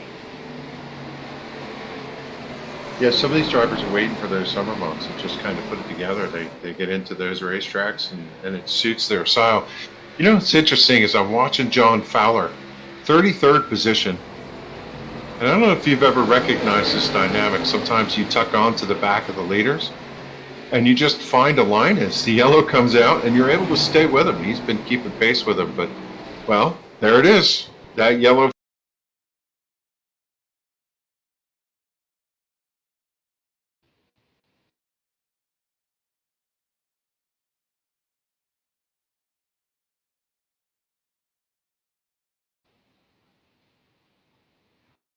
I hate when the TV truck loses connection. And Kevin, I can relate to this earlier tonight because we did the Tim's Corner live show tonight. I had a monitor failure on me earlier tonight. Wow. Right in the middle of the show. So I don't know if it's a case of the Mondays all around or what it is, but it's been a Monday. You didn't kick the plug, did you? You know what? I told the guys earlier that we had a little power failure here a little bit earlier on, and it might have related to it, but the thing worked all day today, and then all of a sudden it decided not to work in the middle of the show when it needed to. So isn't that the way it usually works, though, with technology?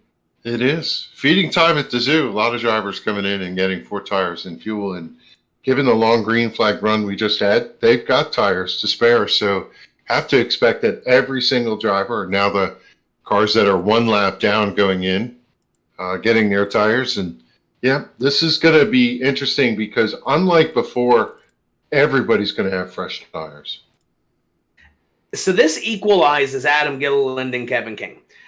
This is where we had that run earlier where, Adam was undercut at Kevin coming down on one of those late cautions and carved his way through the field. And Kevin had a undercut on Adam on that last green flag run and couldn't get by him. And Adam got the position off of pit road.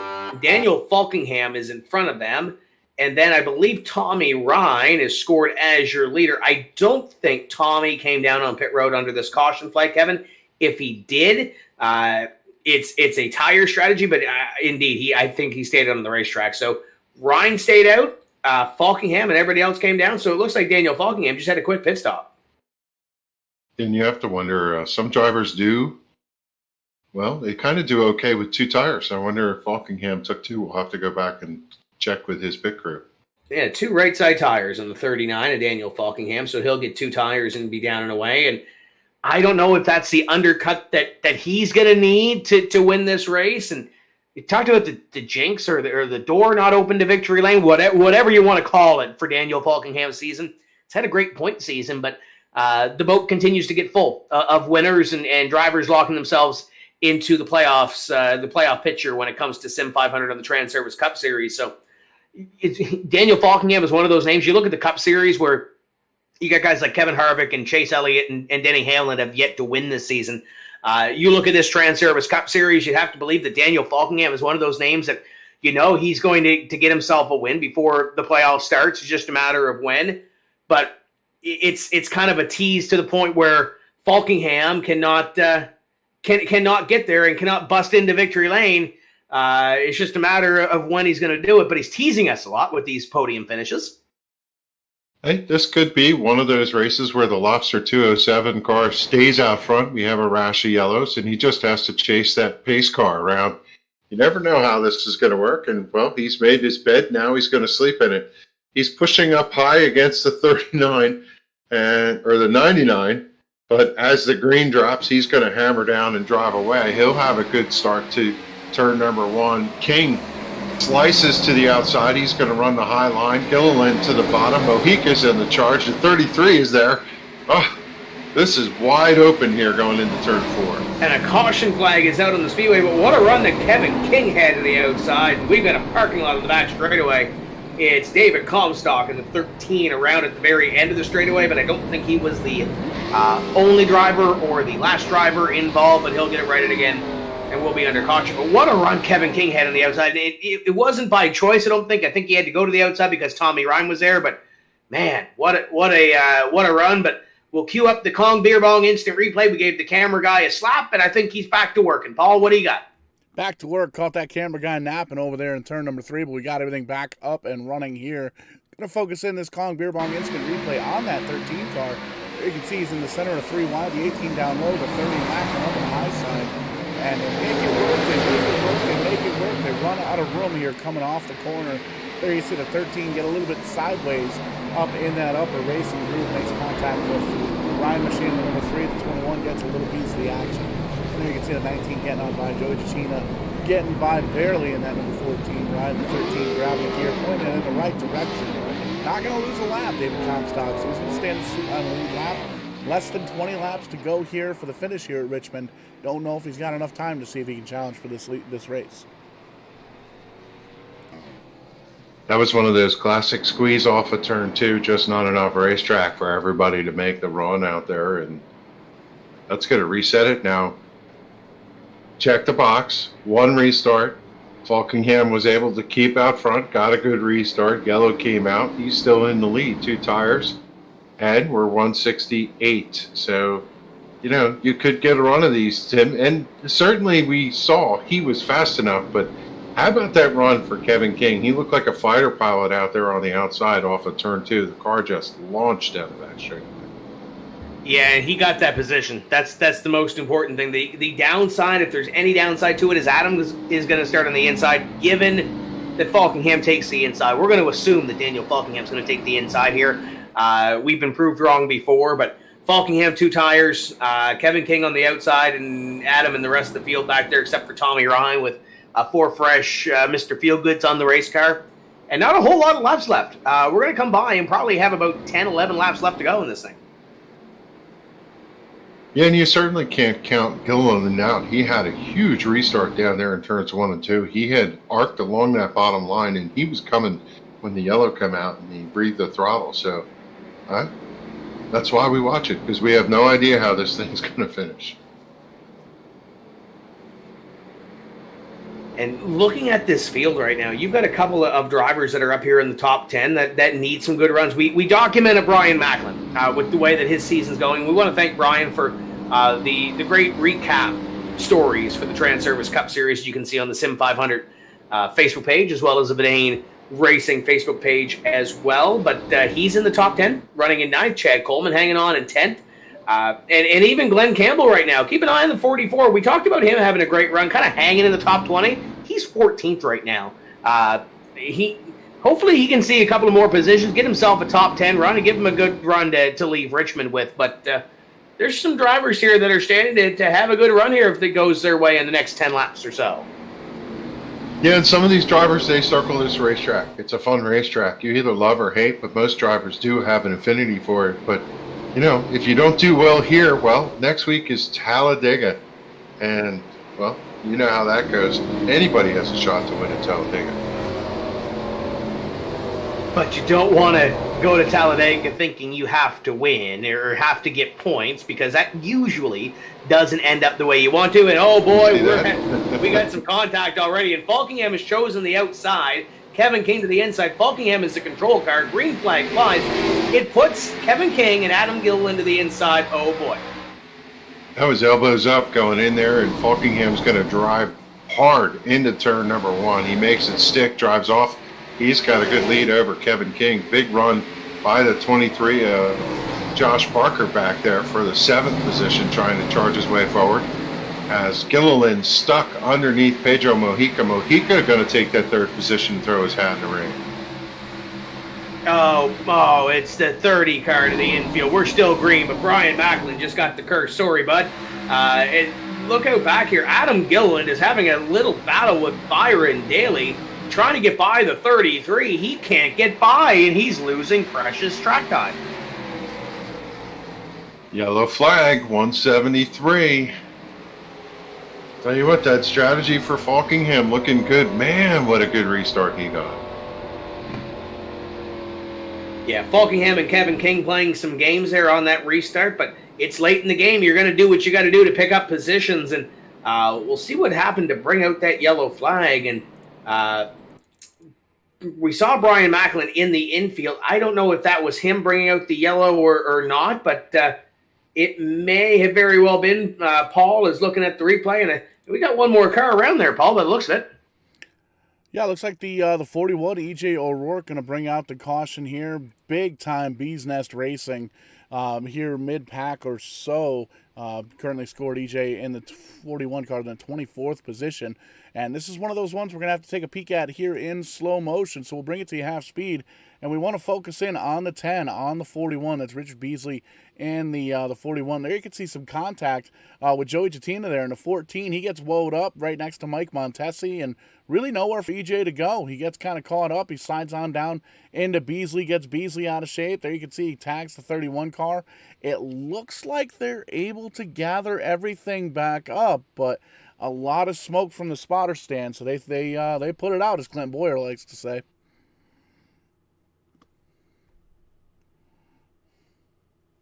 Yeah, really just a little bit of dominoes there in the middle of the field. Not uncommon for this type of dynamic for restarts. We said earlier, when they're all bunched together and everybody racing for that same real estate off of turn number 2, they're going to come together just like that. Well, Lap 175 of 180, and Falkingham looks pretty smart right now, Tim. You know, he was running third, fourth. He just could not get that track position that he was looking for right now. In command of the race. You know, what else could you ask for? Absolutely. Obviously, I think the easiest thing would be for the checkered flag to fall, to get that win and lock yourself into the playoffs. But this one's far from over, especially if we get a couple of laps here to the end. Kevin King is going to be tough to beat. Pedro Mojica. Adam Gilliland is now going to have, and if Falkingham chooses the outside, it's going to put Adam Gilliland in behind him. So I don't know what poison I want here on this restart. If I'm the 39, do I want to start on the inside and have Kevin King get that runoff at turn 2 and have Pedro behind me? Or do I want Kevin on the inside, choke the runoff, and oh, by the way, Adam Gilliland is up there, and you know how much he likes to win at Richmond. It's a double-edged sword here. I don't know what you do if you're Daniel Falkingham. Yeah, and when they're handing out the hats, the one that is "Where did you come from?" goes to Pedro Mojica. I just haven't seen much speed out of that car, but on that restart, boy, he was tight to that 33 or to that 88 bumper. And you have to be at this point in the race in order to pick up at least a podium finish or a good run near the front of the field.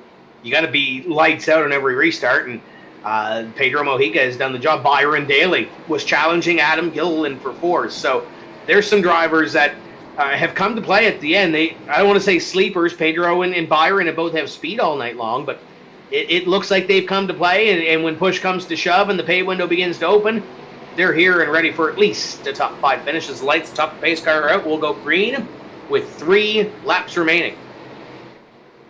Yeah, we'll spend much of the race talking about those top 4, but you got to look right in that second half of that top 10 and say, great run for Stefan Marinick. He parlayed that long run into a top 10. Tommy Rhyne has had a good night all night long, and there's Mike Kelly sitting in the top 10 as well. Let's see if they're up for this restart. It's going to be up to Falkingham to kick it off.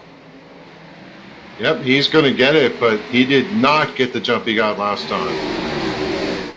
But in behind him, look at the Hornets' nest. Kevin King is trying to hold off Adam Gilliland to the outside, and Pedro Mojica falls back a little bit of a slip, and now the battle is for second. Falkingham is just hoping they battle behind him. Yeah, from the start finish to turn 1, he had the afterburner lit, and he's got a good run off of turn number 4, lap 179. Here we go. Can Kevin King muster something?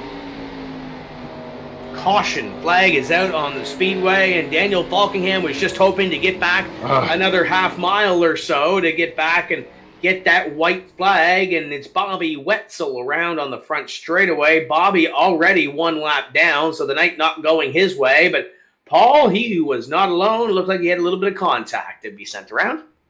A little bit of contact, and we're going to take another look here at a Kong Beer Bong instant replay, and little 3-wide action here to end the night. Getting, we got a green-white fleck checkered attempt here coming up here, but we're going to focus in on that chrome and black number 9 SIM500 ride of Bobby Wetzel. There you can see in the middle of 3-wide, Fuller down low, the 52 up on the high side of John Fowler, and thinks better of it, backs up just a little bit, but Fowler slaps the outside wall, comes back down across the nose of the number 9 car, and unfortunately for Fuller, he was there as well. He doesn't get too big of a hit. There you can see he's going to kind of flapjack the pit wall there. The 9 car gets a good piece of that wall as well. So lots of damage late in the race here for the 9, the 51, and the 52.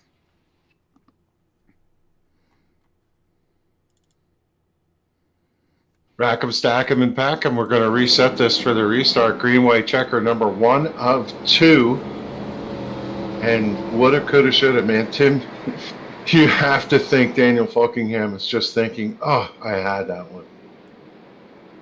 Yeah, all he needed was an extra half a lap or so to get back to the flag, and this race would have been official. They still would have had to race it out. Kevin still probably would have had a run at him, but I think the run would have been safer than what we're anticipating here, because Kevin now going to be on one side or the other. Adam Gilliland, I think if Daniel continues to use the outside line, I think it's going to work in his favor here. But there's at least up to 2 green-white checker finishes here. So if they don't get it figured out on this one, they've got 1 more to make it happen. But Daniel Falkingham just trying to hold on and hope those 2 tires are just enough for 2 laps to hang on. You have to wonder if he's going to try something different, maybe start from the inside, or, the one challenge you have when you're the leader is you give away your restart. You got to change your restart every single time to catch the second guy. And boy, it's pretty hard to bamboozle someone like Kevin King, who's seen it all. But so far, Falkingham just outstanding restarts. He's got to get one more here for sure. Needs to get one more decent start and close this deal up. Finish it off and go to victory lane for the first time this season. But he's still got a couple of laps to kind of wait and see what he has, to see what he can accomplish and then celebrate. I don't want to count the chickens before they hatch, Kevin, because Kevin King, Adam Gilliland, Pedro Mojica, Byron Daley, they all want to go to victory lane. Josh Parker's back there as well. And how about Tommy Rhyne back up into position number 7 after having some pitch strategy earlier? So he's still hanging out in the top 10. Anything can happen here. Yeah, and certainly those drivers right behind your top 2 leaders. You're looking at Gilliland and you're looking at Pedro Mojica, the two of them. Anything can happen, and it often does. If the top 2 come together, somebody's got to find the hole and possibly sneak away with a victory here.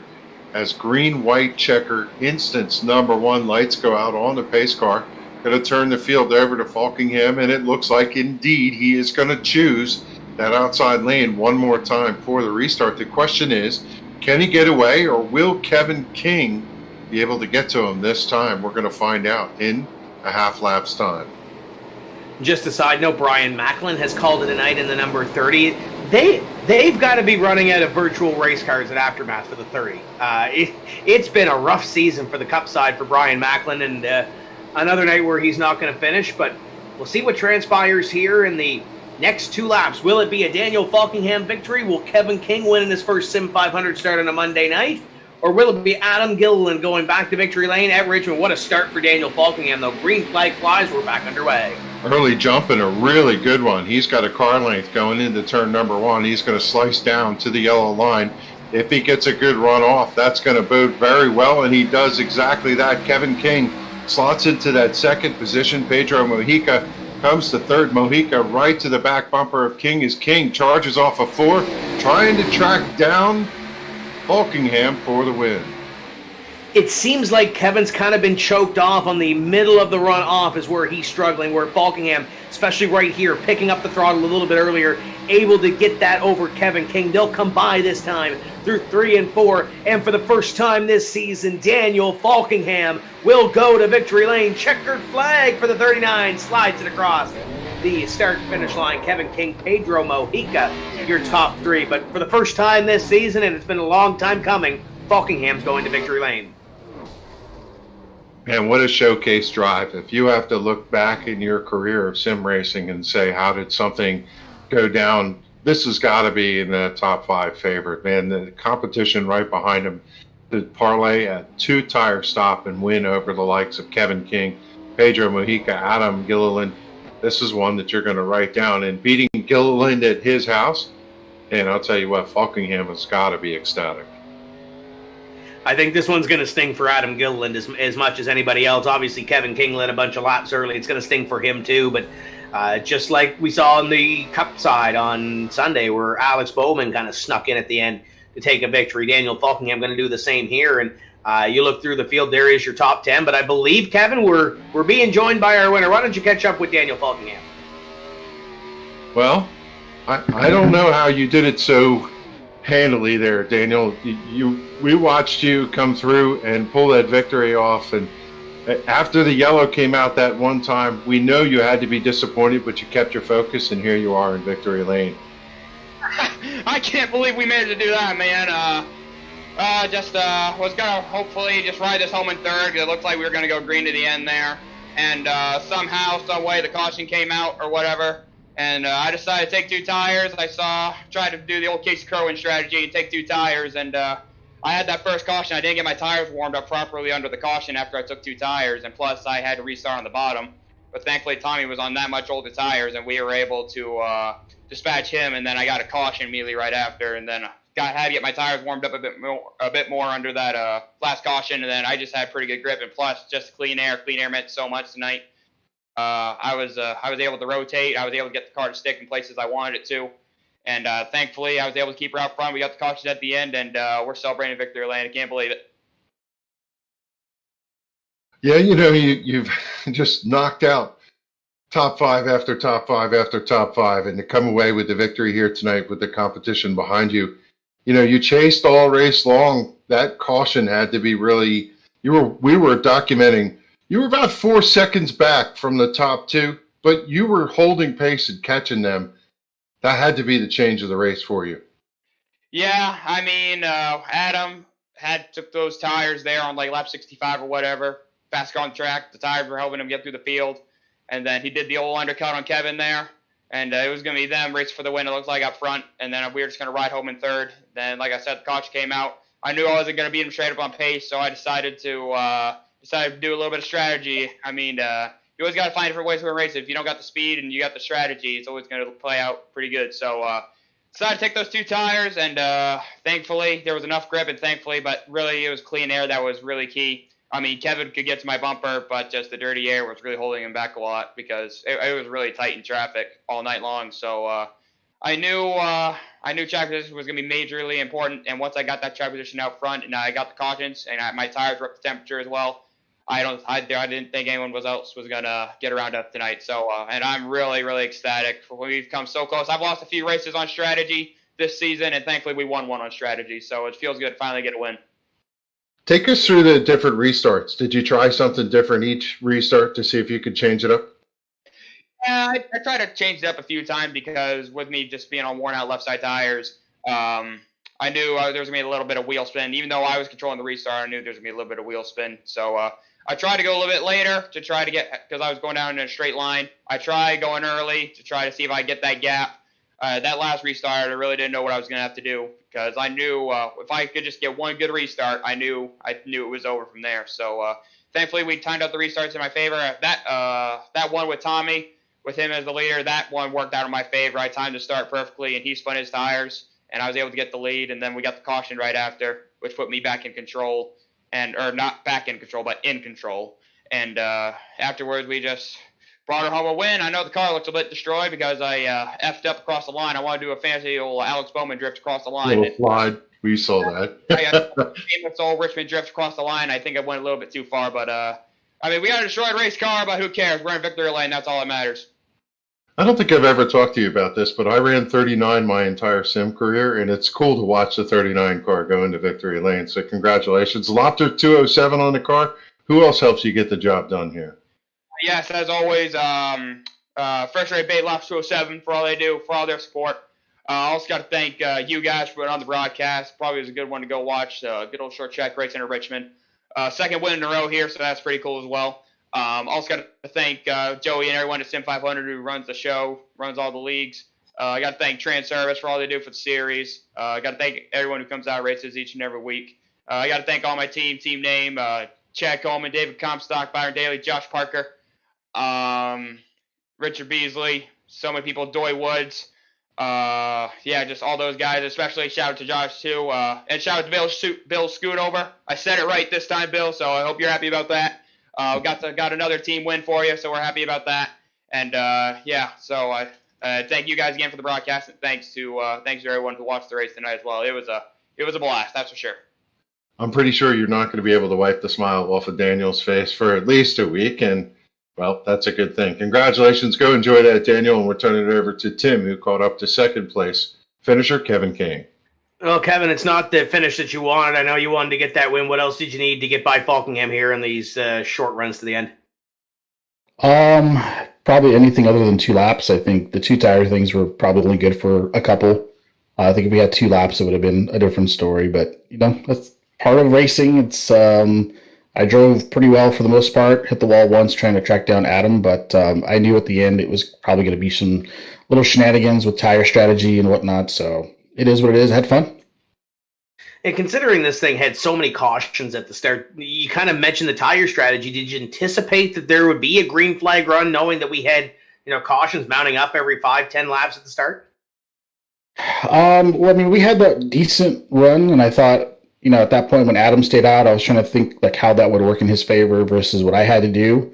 So I was just basically running the race backwards to get to a certain point. And I felt like if I can get to about 70 laps left, that meant I had about 35 laps on the next set of tires I had. So I wasn't too concerned. It actually helped my strategy a little bit because it made Adam stay out. So his advantage on newer tires was going to be less effective. And then we had that real long green flag run, which is really cool. And it was going to work out, I felt like, except I probably should have pit maybe 1 or 2 laps sooner. And I didn't. And I probably was going to finish second to Adam anyways because of the dirty air. But yeah, I mean, I had a blast. It was fun. I'm not a big fan of how the track drives now, but as far as my driving, I felt pretty good about what I was doing, saving tires, running consistent, and led a lot of laps. So that was fun. So first start in 2021 for the Transervice Cup Series. We're going to see you back here from time to time. What's the plan? Yeah, Joey reached out to me today and was like, "Hey, do you want to run?" And I was like, "Man, I think I can get home in time." And I had to come home and slap a different number on, which I had to get approval from to make sure it looked good. And got the okay. And, it's the first time I think in, goodness gracious, 10, 15 plus years that I've run a different number than 29. So for me, it was really strange knowing that I was in a different number. But yeah, I'm going to come back. I told him I'd like to make more of these things. There's a lot of good guys. I showed Junior the kind of like, I got the poll. I was like, "Hey, look at different number. Look what I did." And then he was like, "Holy goodness, it looks like an old DMP server." And I kind of listed off the names. He's like, "Donnie Leah's in there." I'm like, "Yeah, we got a bunch of people that I hadn't seen in a while, which is cool." Montesi said, "What's up?" I saw Nelson in there, obviously Donnie. There's so many different people. Josh Parker were in there. Byron Daley, I haven't raced in a long time. Kyle Taraska. I mean, it just kept going. People that I haven't raced in a long time. And it was super cool. So I'm down to come back. I told him I would. And this is probably one of the better Richmond races that I've been a part of. So they seem to have a pretty good group of guys here. And for sure, we'll try to make some more wins or do a little bit better next time and come out on top. You get the team on the hood. Who else is on this race car? Appreciate your support. I know you're going to get your hat, I think, in 10 days, it says. So looking forward to that. Real life sponsors, just RC Car Stuff, Team Associated, J Concepts, Shell, One Up Racing. Got to get a shout out to the Outrun guys for support for the stream stuff. And just, all these guys, I haven't really been paying a lot of attention to leagues lately. I kind of know that Beasley runs a lot of these leagues and he's telling me to join. So, anytime that I am across the league, I understand how hard it is to go put these things on. So all you guys, that are doing this stuff and putting all the time and effort, broadcasting, just keeping everything up to date, like it takes a lot of effort. So you guys need to make sure you're, appreciated. So every time I run a league race, I let you guys know that, I understand how hard it is. You guys don't get enough thanks. So appreciate you guys for putting this on. And hopefully next time, like I said, I'll get a win and I can do some burnouts for once. Now, if memory serves me correctly, next week is Talladega. You mentioned Richard Beasley. That's his house. He got a championship belt for winning a super speedway championship. Any thoughts for Mr. Beasley going into Talladega? Yeah, I'm not too worried. Yeah, he showed me his belt today. I'm probably going to hook up with Adam. Adam's got that Coke win, right? Everyone knows about Adam's big time Coke win. So I'm gonna hook up with Adam and see what I can do there. He's way more aggressive than I am, but I feel like I need to start being more aggressive with those things, and it'll give us some good practice.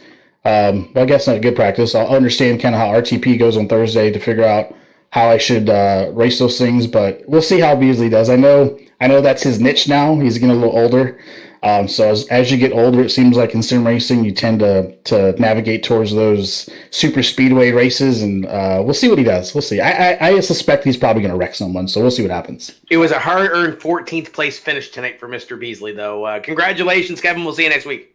Appreciate it, guys. Thank you. That's Kevin King, and we'll kick it over to Kevin England, who's caught up with Pedro Mojica, another podium finish for the 58. Pedro, my man. How about that? Not a bad night's work. Yeah, no, you're right, Kevin.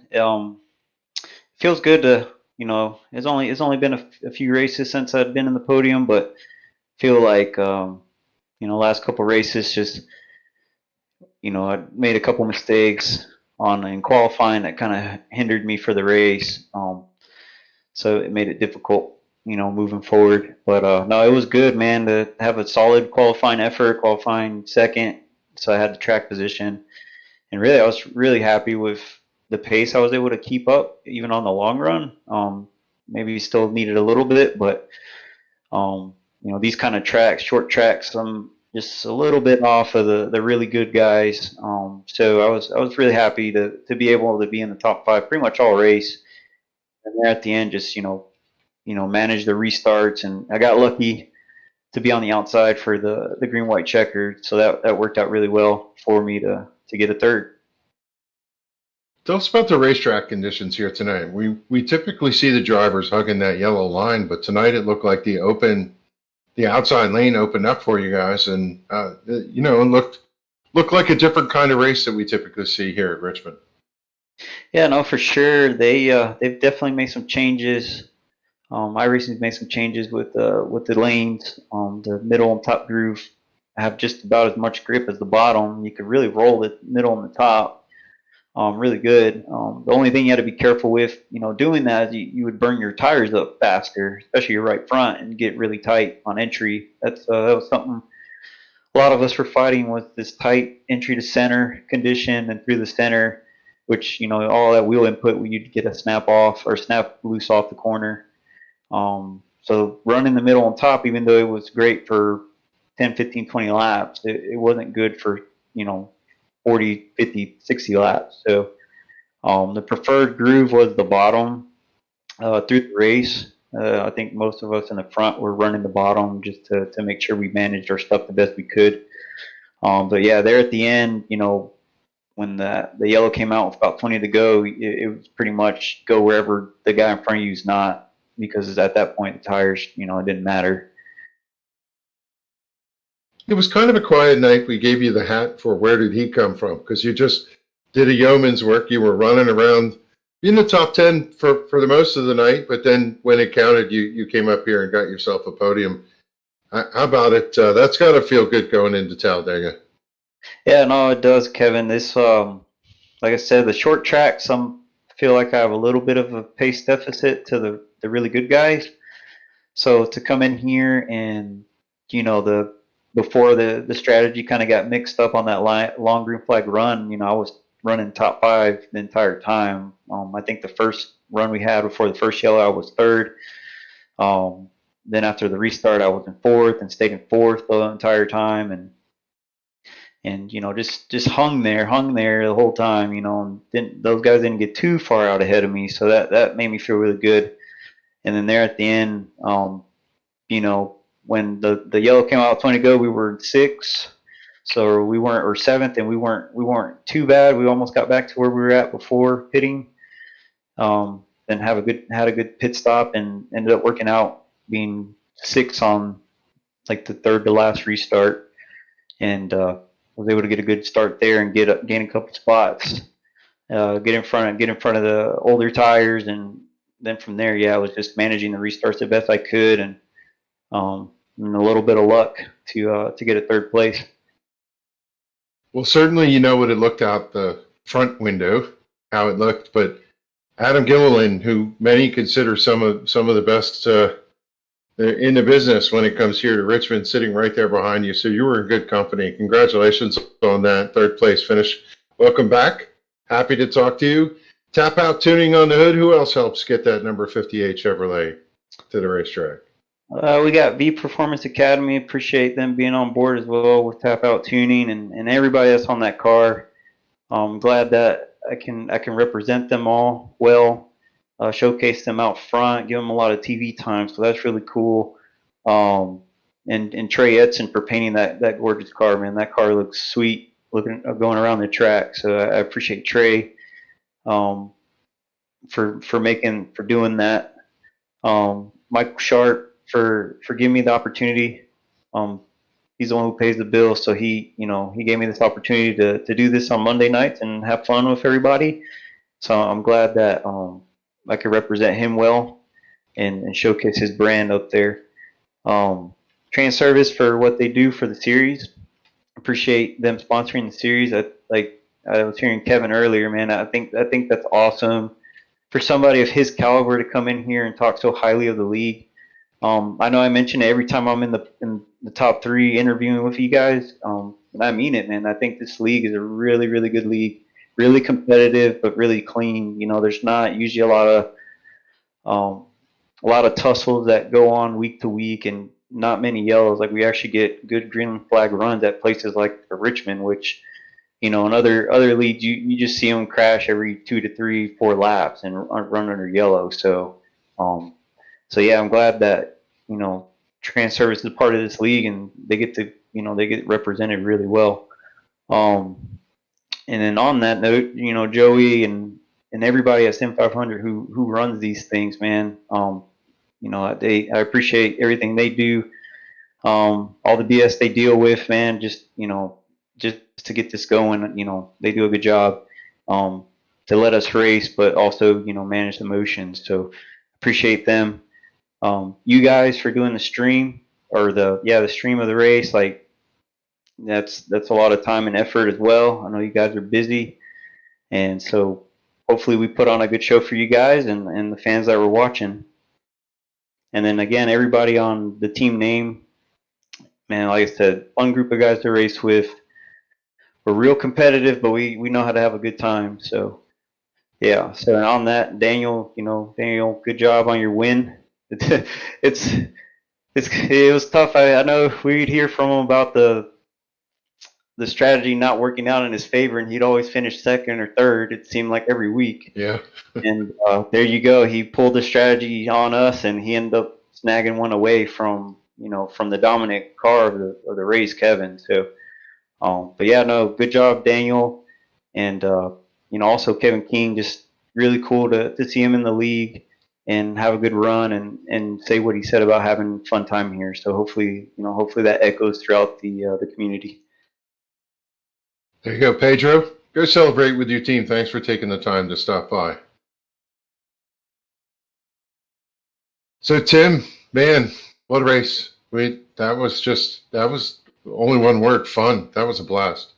Yeah, it was a great race. Congratulations to Daniel Falkingham with the strategy finally picking up that win. We knew it was coming, Kevin. It was just a matter of when it was coming, and congratulations to him on that. Kevin King, great debut in second, Pedro Mojica in third, and Adam Gilliland, what might have been in fourth, Byron Daley fifth, and you've seen the results come across the screen. And then I think we get ready now for, did you say it was Talladega? Yeah, I believe that's where we're going. I might have to look at the schedule. I'm making that up off the top of my head, but that's where the real Cup Series goes. You have to assume we're heading there. And I just want to say, I can only imagine what it sounded like in the Discord channel with Daniel Falkingham. Have you ever been in the channel with him? He's an interesting character to listen to when he's racing. He was a live wire at the end of that. You kind of felt the vibes that he was giving off. A great finish to that, and we knew he was going to win. It's just a matter of when. And Paul, he ends up going to victory lane here. We'll close the book at Richmond and head on down the road. Yes, Talladega. There we go. The schedule on Vidane's a little light, Paul. We got TCM Live coming up on Wednesday, Fatheads Cup Series on Wednesday, little doubleheader. As long as I don't blow any more monitors and we don't have to slap any more camera guys. What else do we got on Vidane TV? Yeah, you said it. We're back to Talladega. Really cool to see these SIM500 guys back in a super speedway track rather. Great race here, caution free at Daytona for the Transervice opener, Transervice Cup Series opener, and we had the obviously the SIM500 Vidane Raceway Series just recently that Richard Beasley won. Finally got that man his championship belt. Really looking forward to the unboxing video on that. We'll be sure to share that on all the Vidane TV social media outlets. But as far as the schedule coming up, you're looking at it on your screen. Wednesday night, we've got Tim's Corner Live switching on over to the Wednesday night. First time we're doing that midweek. Looking forward to that. Fatheads Cup Series right after that at 9:15. And then we're off till Sunday. Sim Racing Unleashed. 2 races left in their series. They've got 250 laps at Bristol this coming Sunday. And the week after that, they close out with 100 laps at Talladega. So that is going to be a very interesting championship to follow right here on Vidane TV. And a very, very exciting championship implications here with SIM500 and the Transervice Cup Series here on Monday nights. And lots of different feeder series throughout the week, so check out SIM500's website as well as the Fatheads Cup Series Facebook page. They just opened up a recruitment series. They're looking for new drivers to be featured in their Wednesday night Cup series here on Verdane TV. And, well, speaking of being featured, Verdane TV making our debut this Saturday night at Stafford Motor Speedway. Going to be sponsoring that number 6 car, the number 6 street stock that I actually drove to a top 10 finish a few years ago. Completely different car. That car is completely wrecked. I didn't do it, I swear. But we're very excited to have Verdane TV on board the number 6 car with Winter Race Car, the street stock. We're going to be hanging out all weekend long at the track this weekend for the Napa Auto Parts Spring Sizzler. We're going to be there Friday night camping out and hanging out with some of the drivers and the tracks. And we're going to have the projector hooked up. We're going to be watching some of these Verdane TV races, a lot of SIM500 races, as well as the New England, Pennsylvania iRacing Group and the East Coast Winter League as well. A lot of those boys actually race at Stafford Speedway. So really excited to grab some adult beverages, hang out with some friends, and watch some virtual racing at a real racetrack for a change.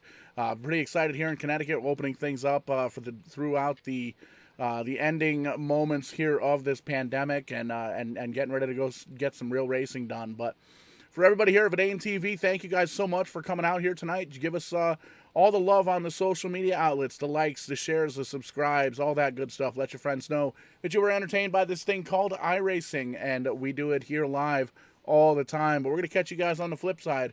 For Verdane TV, myself, Showtime, Paul Strickland Jr., for Tim Terry, for Kevin England, and everybody here with the SIM500 Transervice Cup Series. We'll catch you on the flip side. When we do, we are going to be doing it live.